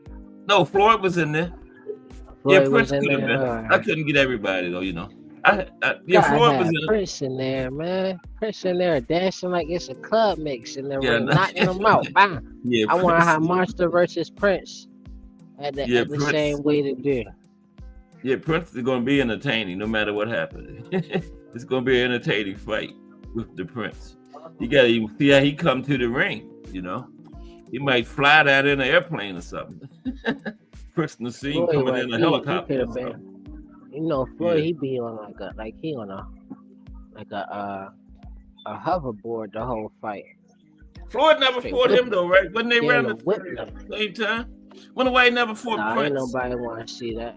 He was too small for Floyd. Yeah, Prince was. Yeah. He was down a little bit below Floyd though. Yeah. He got beat up in his last fight. Yeah, Barrera. He fought Barrera, right? Man. Yeah, put a hurting on him. Is that the same Barrera for Yeah, Mark Morales? Fought who? He fought Morales, didn't he? Yeah, that was him.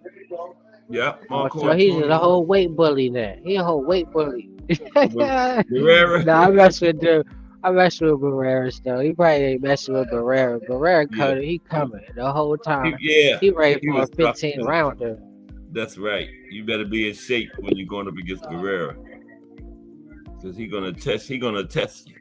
Big time. Yeah, you can't play. You can't do nothing slick. I think he fought Manny too, right? Pacquiao. I believe. I think so. I think he did. But that was just a token, like how Fury doing for Usyk. Well, it was still a good match, though. BN Boxing News. What's happening in the building? You say Fury just trying to make Usyk some money or something? Try to get in there and do for the heavyweights, because they ain't doing nothing right now. They ain't doing a snore fest. That's all they doing. They got the heavyweights in the NBA, man, or the NFL. They got You're right about that. You're 100% right about that, man. Them boys going to play football and stuff. But they got a good one called by y'all and Zilly Zhang, the big Chinese guy. The one that just knocked Wilder out, remember? No, I ain't see that one. Yeah, he caught Wilder. I seen like a clip of Wilder crying to the ref and then bam, it was over. Yeah, he turned his back. I don't know what Wilder was thinking about. Like he turned around like he was walking away or something. I don't know what the hell he was doing. Somebody must have put some hormones in his food. That's what it looked like. Turned back around and put some hormones in his food. That was the end of it. He turned back around, bam, and then that was it. It was over. What the hell was it? Did somebody call him from the corner or something? He just turned around like he was walking away. Then he looked back. The referee didn't do nothing to him. He did that to himself. Yeah. But he said he's still fighting, though. Wilder said he's coming back. Good. He don't let his hands go no more, though, man. I don't know what's wrong with Wilder. He ain't never been that type of guy, though. He was in the Olympics, wasn't he? Yeah. I think he came in second. He wasn't really bronze. He started late, too, though, Ain't nobody been letting their hands go like that since Muhammad Ali and George Foreman and them, man. Not like the 70s. Hands go like that anyway. That was the greatest era of them all, the 70s, man. Mike Tyson, he let his hands go. Lennox Lewis, he all right, but still not like that. They over there throwing them things the whole fight, man. Like they in the smaller weights or something. Yeah, no. The smaller weights, they was pretty good back then too, but not like I think the smaller weights a little. I really don't know though, because in the 70s the heavyweight division was just so good that everybody was focused on them. But they had some good, like Roberto Duran and Arguello. All them guys came to the 70s. Hagler. You know if you're gonna shoe shine them and still knock them out, then you know you on elite levels. Mm-hmm. Cause that's like a Nobody. waste of time in the professionals to do the shoe shine. You're Yeah. doing that just for the crowd. That's why I respect Leonard. I know you mad. I know you mad because you beat Hagler. Yeah. But he do the shoe shine and still knock him out. You said what I'm saying? Mm-hmm. Yeah, he stole a lot of rounds against Hagler. He He said started up like what? 30 seconds left. Because he said he told Angelo Dundee's trainers to That was yell at smart. him He every time got he that played. from Durant. He stole the Right. rounds from him, man. Mm-hmm. That's exactly what he did. Yeah. And he won it. Stole But he them ducked rounds. him. That's smart. But he Shoe ducked him, shine. though. Hagler waited for him to. Sugar Ray retired after that fight. But as soon as Hagler retired, Sugar Ray came back. A month later. Hagler should have came back. Just to see what he would have Yeah. done. What weight class Hagler started at though? Middleweight, he stayed there his whole career. Yeah. He never went up See, or Sugar down. had to get up there. He stayed at. Yeah, he Sugar went had up. to go up there. He gotta get that respect. Yeah, he He went went up. up and weight to fight one of the, if not the Yeah. best at that weight. And he hadn't Probably fought the in best 3 years. middleweight of all time for real. You know that, Jarrell? He hadn't fought in 3 years when he fought Hagler. He had retired. That was his first Nah, I fight. ain't know that. So that was real impressive, man. You know? Yeah. Yeah. Been out the ring for 3 years. And came back and beat him. Even if they make it a close fight, man, was impressive. But he got the win. Yeah. Yeah. I remember that, man. That was a big, big fight. 1987, I think. Then Hearns, when they called that fight against Hearns to draw that second one, I think Hearns won that one. Sugar Ray told Hearns he won it. Seen him on Mike Tyson's show podcast, Hot Boxing. Sugar Ray told Hearns he won it. But he didn't tell him in the ring after that fight that night. He should have told him then, in front of the world. But Hearns was happy. He got a draw out. He knocked Sugar Ray down 2 times in the fight. That's 4 points. And remember, Sugar Ray got stopped in his last fight against Camacho. He should have been out of the ring by then. Only time he ever been stopped in his career. Had no business still fighting.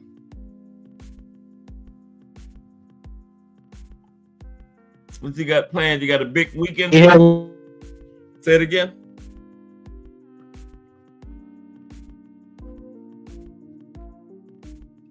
Though, like they just gonna throw it to the wind. Like they gonna take risk in there.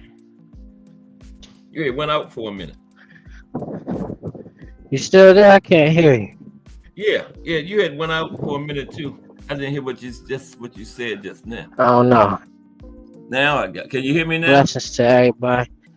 Salute everybody. Have a great. Yes, it's Friday. Monday is going to be Joe Frazier on the French Yeah. match. We're going to see how Joe Frazier do against some of these legendary heavyweights on it. Some of these heavyweights from today. Yep. Smoking Joe. Joe Frazier and kill all. I mean, excuse my language. Joe Frazier to stop all these heavyweights, right? Only one What? beat him was He Ali gonna and keep Foreman. calling like it's a Mexican I style agree. fight. I Got that from Joe Frazier. He fought in the golden era and only lost to Ali and George Foreman. That was it. None of the other ones could. Him and Norton did that friendship thing. We friends, we ain't gonna fight. They never fought, man. That would have been a big fight. Joe Frazier and Ken Norton, where they did the friendship thing. We friends, we can't fight each other. Yep, that's what they did, man. I was mad as shit. Yeah, cool. He ain't trying to let me get him out of here. Get in there and make that money. Huh? Then be friends. You know what I mean? Be friends. Yeah. You're a boxer first. You're friends. You heard me though? OG. I didn't hear you. What'd you Can you say? hear me? Yeah, I said I gotta get up out of here. Have a great Okay. weekend, man. you too. Yeah, have a good one. Alright. Alright. Enjoy the fights. Yeah. Yeah, we're getting close to the end anyway. What time is it anyway? Yeah, I appreciate everybody for coming through today. Like I was saying, Monday is Smoking Joe Frazier on the fantasy matchups next week. we are going to see how Joe Frazier does against some of these legendary heavyweights and some of these guys in the game today. You know, like Fury. Who did Joe Frazier fight Monday in the matchup? We had the former fighters against today. Oh man, was it AJ? Yeah, I believe it was. Yeah, he stopped AJ because Frazier, AJ would not be able to keep Frazier from getting inside. And then once Joe Frazier get inside on AJ, it's all bad for him.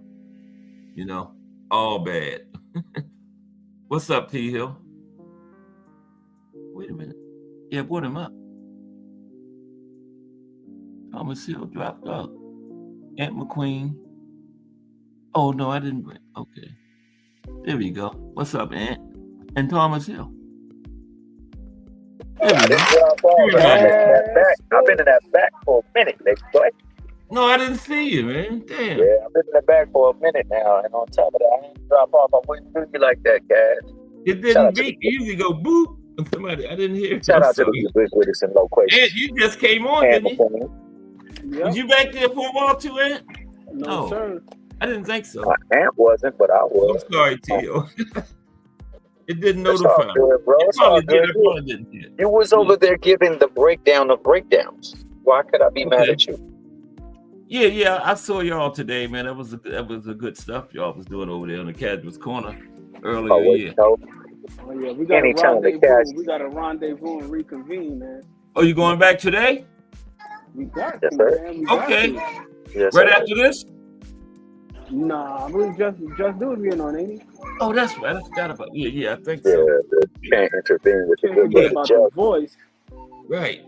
Yeah. Maybe somewhere in between. Depends, because you know, if just got another marathon in him, I'm all for it. Yeah. Okay. If he goes the usual 3 hours, and then we got that hour gap in between. Yeah. Then we're gonna take that hour gap in. Why not? Okay. That will be there. But yeah, you know, anytime the casuals get in the corner, bro, yeah, it's always a good conversation. It's always a good conversation. Now I need some final thoughts on tomorrow since we right at the fights now. You know, what y'all got? That might be something we got of us in there. We might have to explore that today. Okay. Right. Okay. Later Take another look. Right. That's right. Take one last look at it. Yep. This is the time to do it too. You're 100% correct. Yep. Yeah. Yeah, but Cass, so what you think about this weekend, man? We got some upcoming fights. Talk to me. I was going with Hitchens and Valdez and Espinoza in the main events. Those three. I think say it again. And you know you got my main man, Jalil Hackett, going tonight. So yeah, Jalil. Tonight Is that tonight? Oh, so the Pyro and Hitchens is tonight? I'm glad you told me that because I was just asking Jarrell is one of those cards tonight. I did not know that, man. Damn, I would have missed it. Okay, cool. Ant just had me up on IBA today, watching his ball. Yeah, it's still going as we speak, T-Hill. They fighting in Dubai as we speak. Champions night, and they had some champions in the building. Bud Crawford in the building. Dimitri Bivol, Bobby Jack. Wow. Yeah, they had a couple of guys in attendance watching the fight. And it's going on right now? Right now. In Dubai. Okay. It's been going on since this morning. It's been going on since early this morning. Like 8 a.m. probably. 8 a.m., 9 a.m., something like that. Yeah, they be putting on extravaganza. They don't put on events. They put on extravaganza. Right, that's true. It's like them turkey cards, like Day of Reckoning. Joint go from morning time to the afternoon, early evening. Yeah. Okay. So yeah, what you thinking about the action in these upcoming fights from tonight all the way until Saturday? Hey, Marcelo, that haircut. Me? I just told you. Yeah. It's on the end, right? Well, you was talking about there's some main events and everything like that, but How you think they're gonna play out though? Oh, Hickens by decision, Okay. and Navarrete might be like a late stoppage. Wow, late stoppage for Mr. Navarrete. Yeah, that's some stuff that I was listening from Ant yesterday. Made me think about that, man. You know, and what was the other one? Espinoza. I think he will get a decision again. Yeah, similar to the first fight against Robisi. I think Robisi's gonna end up getting that one myself. How do you think, decision, or will he stop him? I'm thinking by stoppage too, bro. Okay. I'm thinking by stoppage. I think that if the inside information is correct that I was given by somebody in his camp, yeah, you know, he had some things going on across them seas that like allowed him not to do his very best in the ring. So we're gonna see. Okay. The dude is a tremendous talent, but so is Espinoza. Espinoza does some good stuff too. So yeah, you know, I wouldn't be surprised if he do get. I don't think about stoppage. I just think he might. Yeah, he might. Well, it could happen. It could happen by stoppage because he does put pressure on him. Yeah, he does. Yep, he sure does. Yeah. So yeah, what you think about the Jaleel Hackett fight?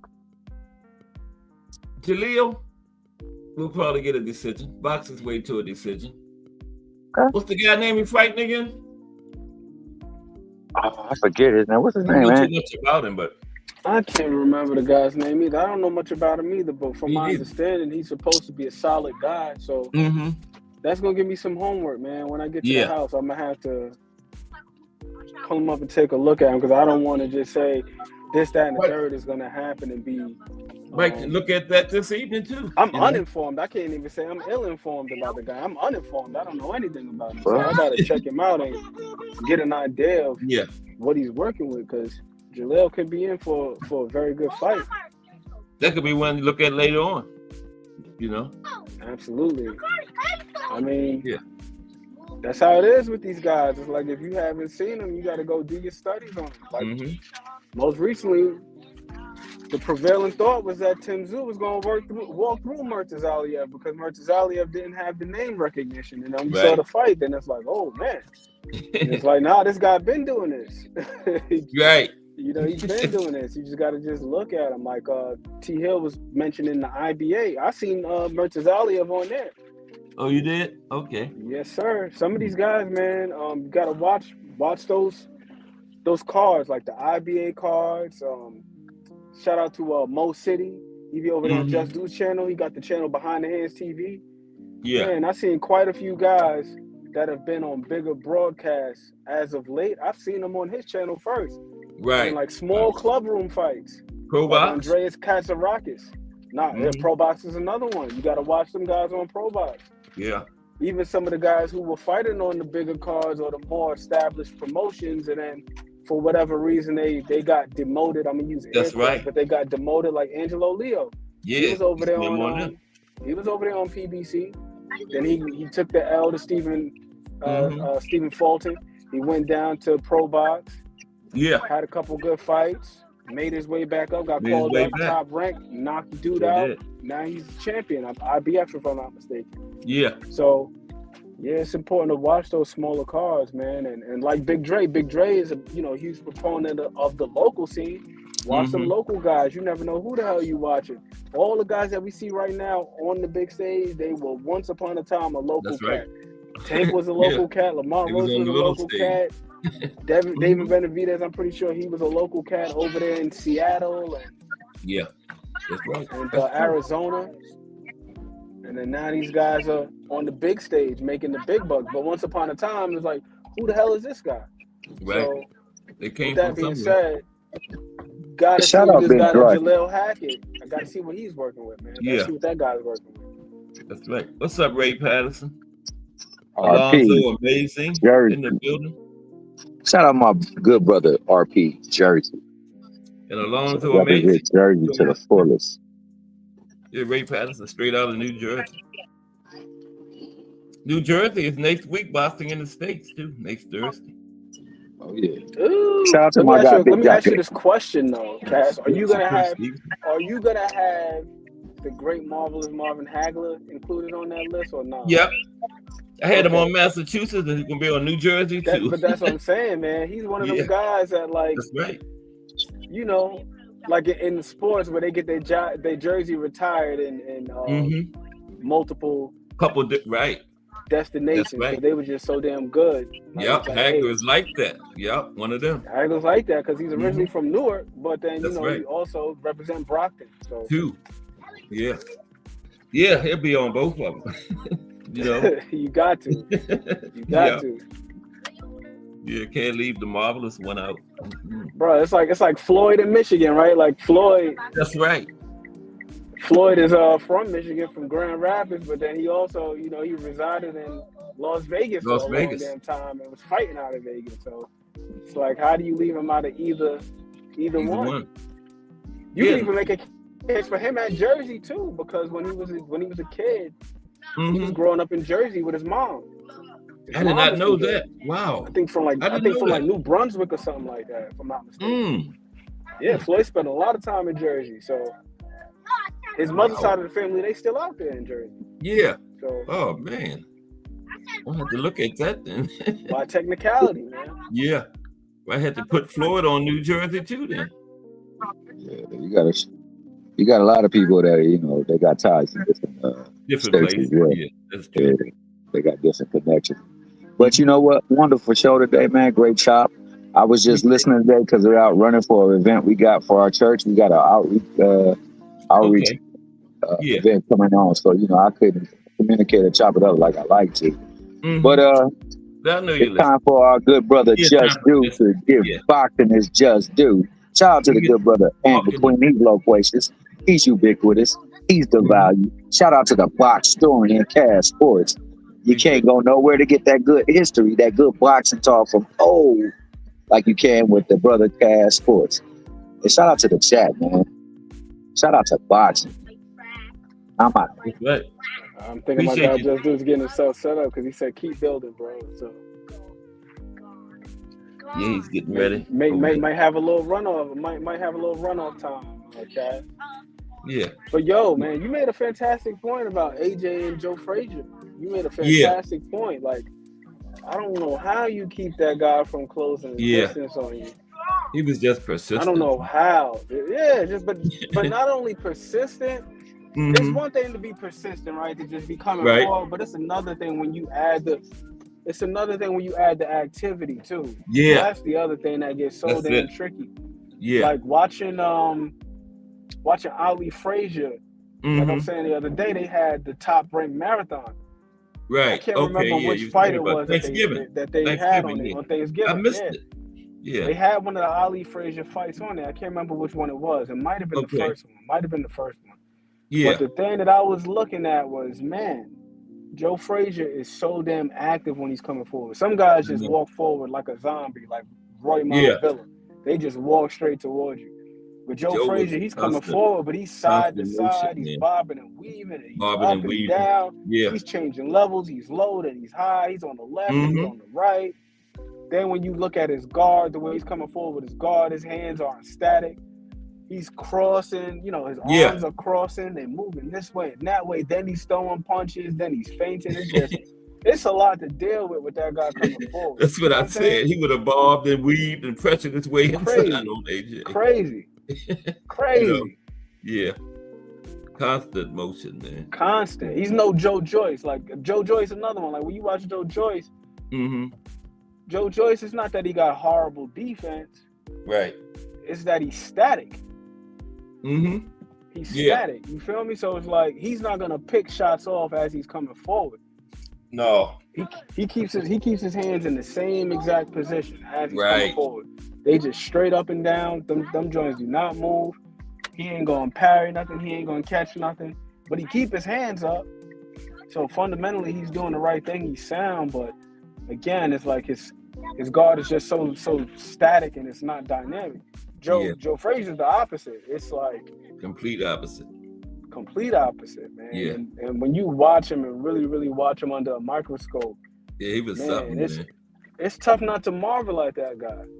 He was just going sideways, back, forward, everywhere, back man. and front, side to side, shoulders moving, everything down. moving. Yeah. Yeah. He was getting inside.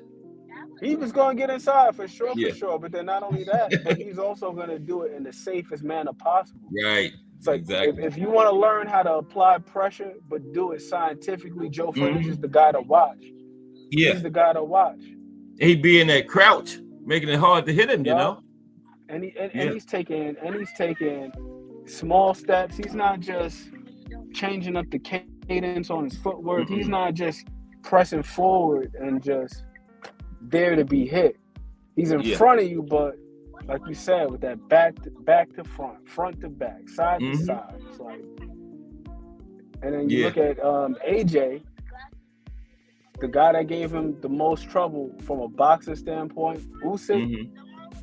Yeah. That's what Usyk does. That's how Usyk is able to stabilize a lot of these bigger guys. Like, that's how he was ultimately able to stabilize Tyson Fury. Because you want to paw with that lead hand, he's going to get right underneath that lead. And then before you know it, he's right in your chest. He's right in your face, Right in your face. You just and that's what, that's what Joe Frazier was doing to Ali. That's what he was doing to Ali. And I'm not sure if...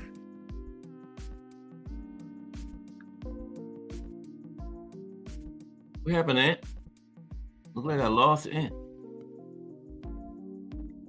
Oh, there you go. The fat girls? No, we're right back. We're right back. I got my call. But yeah, like I was saying, I'm not sure if AJ had the physicality necessary to contend with that. Not that he's not strong. Yeah, not that he's not strong, because obviously, I mean, the guy is a hell of a puncher, but I'm just talking about in terms of utilizing his physicality. Like George Foreman, one of the reasons why George Foreman was able to contend with Joe Frazier the way he did was George is extremely physical. Like he's constantly moving you and pushing you and guiding you where he needs to put you. Like T. Hill and I, we were rewatching his fight with Michael Moore, and I felt like that was the difference between him and Michael Moore. Was that physicality. Michael Moore clearly was the sharper puncher by that time. He had the advantage in hand speed, his accuracy. All that. Like he was sharp, man. He was just razor sharp. But the thing that George was able to do to him, like you seen, who was that was in his corner? Teddy Atlas. Teddy Atlas was telling him. Yeah. Teddy Atlas was telling him, stop moving to your left and move to your right. You know what I'm saying? Like move away from the right hand. But that was extremely difficult for him to do, because every time he tried to move to his right, George Foreman would guide him with his left. He would just literally just push him in the direction of the right hand. You want to move this way? I'm going to just physically move you this way. I don't even got to throw a punch. I'm just going to move you towards the right hand. And that's what he was able to do with Joe Frazier. Every time Joe Frazier took that step, he would just put that post on him, man, and just George frame his ass up and keep him right there where he needed him at the end of the punches. And that's not something I've ever seen AJ do to another fighter. Not saying that he's incapable, but for the most part, like the way that he keeps the range is by firing his jab. And if all you're gonna do is fire your jab, Joe Frazier, he's gonna be bobbing and weaving, like you said, side to side as he's coming. He's gonna be slipping that jab and looking to get inside. You gotta be physical with a guy like Joe. Got to be. Gotta be. Same thing with Canelo. Like Canelo, Bivol was able to keep him on the outside, not just because he was throwing jabs, but every time Canelo took that step forward, Bivol touched him. He just touched him. Exactly. Because that's one of them disadvantages to that back to front footwork. Because Canelo, he utilizes a similar footwork style to Joe Frazier, which is that back to front. Back to front, because them guys, and you notice with both guys, their money punch is that left hook. So moving back to front like that allows you to transfer that weight from the back foot to the front foot and spring load the left hand. You know what I'm saying? It's almost like cocking back a gun. So when you're taking that step forward, then boom, now you can launch off that back foot and launch that left hook. That's exactly the way Joe Frazier would do it too. Like a launch. like a launch right off that back foot. But the thing is, it's like, okay, once you take that step forward, if I'm able to be physical with you and stop you in your tracks, now you got to reset. Yep. Reset. You got to reset. So sometimes it's not even about just the jab, but, you know, just being physical. And AJ is a big, strong guy, but, you know, once again, I can't recall a time where I've ever seen him fight with that type of physicality. No, it's usually with his punches and with his length and with his power. Yeah. But not with his physical strength, which are two totally different things, right? Yeah. Because you got some guys, they big, strong punches. But you got to be physical with Joe. You got to. Yeah. You got to. Yeah, AJ wouldn't have been able to do it. No, Joe would have been in there. So, and I don't think Joe so. inside wouldn't have been good for AJ, man. Because once he got in there, that was it. That was it, man. The guy never stopped moving. He was Never going to stopped work. punching. Yeah. I used to love to watch with Joe AJ, Frazier. he got a little bit frazzled when guys were able to get on the inside like that. We just saw it with Dubois. Like, once Dubois was able to get past his jab and beat him to the punch, AJ was looking pretty frazzled. Looking vulnerable, yeah. Yeah. It's almost like you can see everything collapsing around him. Like in real time. You just look extremely vulnerable. I think that's the perfect word to use. He looked extremely vulnerable. Yeah. And Joe Frazier getting inside like that, like that's not the guy you want. Because and then we didn't even get to the part of him throwing punches. Like, yeah, he's got that vaunted left hook, but beside that, the one thing about Joe Frazier is he did a really good job of mixing up his attack. I don't think he gets enough credit for his overall offense, simply because his left hook was so damn good. That's right. His left hook was so good that that's you just dismiss the fact that but that's exactly watching him against Ali, I'm looking like, man, he's going body, head, body. He's taking whatever's available. He's one of them guys. He's gonna beat you on the hips. If it's open and you ain't guarding it, he's throwing. He's gonna hit you there. Yeah. Wherever he can hit you at, he's aiming for everywhere. So if you're a guy like AJ, where it's like some pressure's being applied and you just backing up, conceding, giving up ground, you pretty much gonna be at his mercy, and then you're gonna be burnt out. You're gonna be burnt out. You got to be able to deal with him physically. Yeah. Just trying to maintain distance and pump the jab out there. Well, that's not gonna work. It's not enough. No, not at all. That is not going to work on him. I would have him stopping AJ. I would have him getting him out of there eventually. Yep.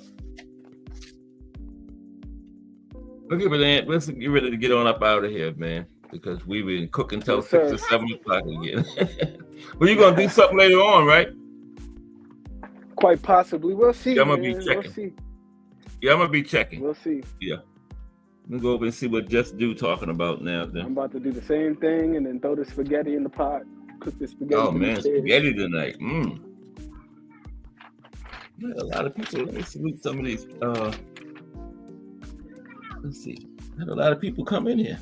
Big Dre. Oh, wait a minute. That's Just Do. I was on Just Do's chat. I thought these people were coming in here. Damn. I was on Just Do's chat. Okay, Aunt.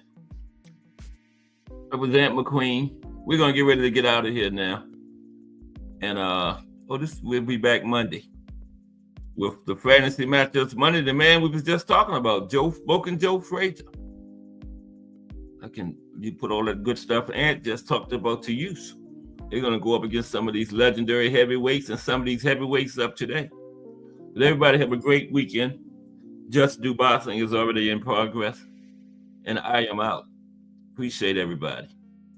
And Real Hattie, Thomas Hill, and McQueen on the panel today. Appreciate them, brothers. Everybody have a good weekend. I'm out.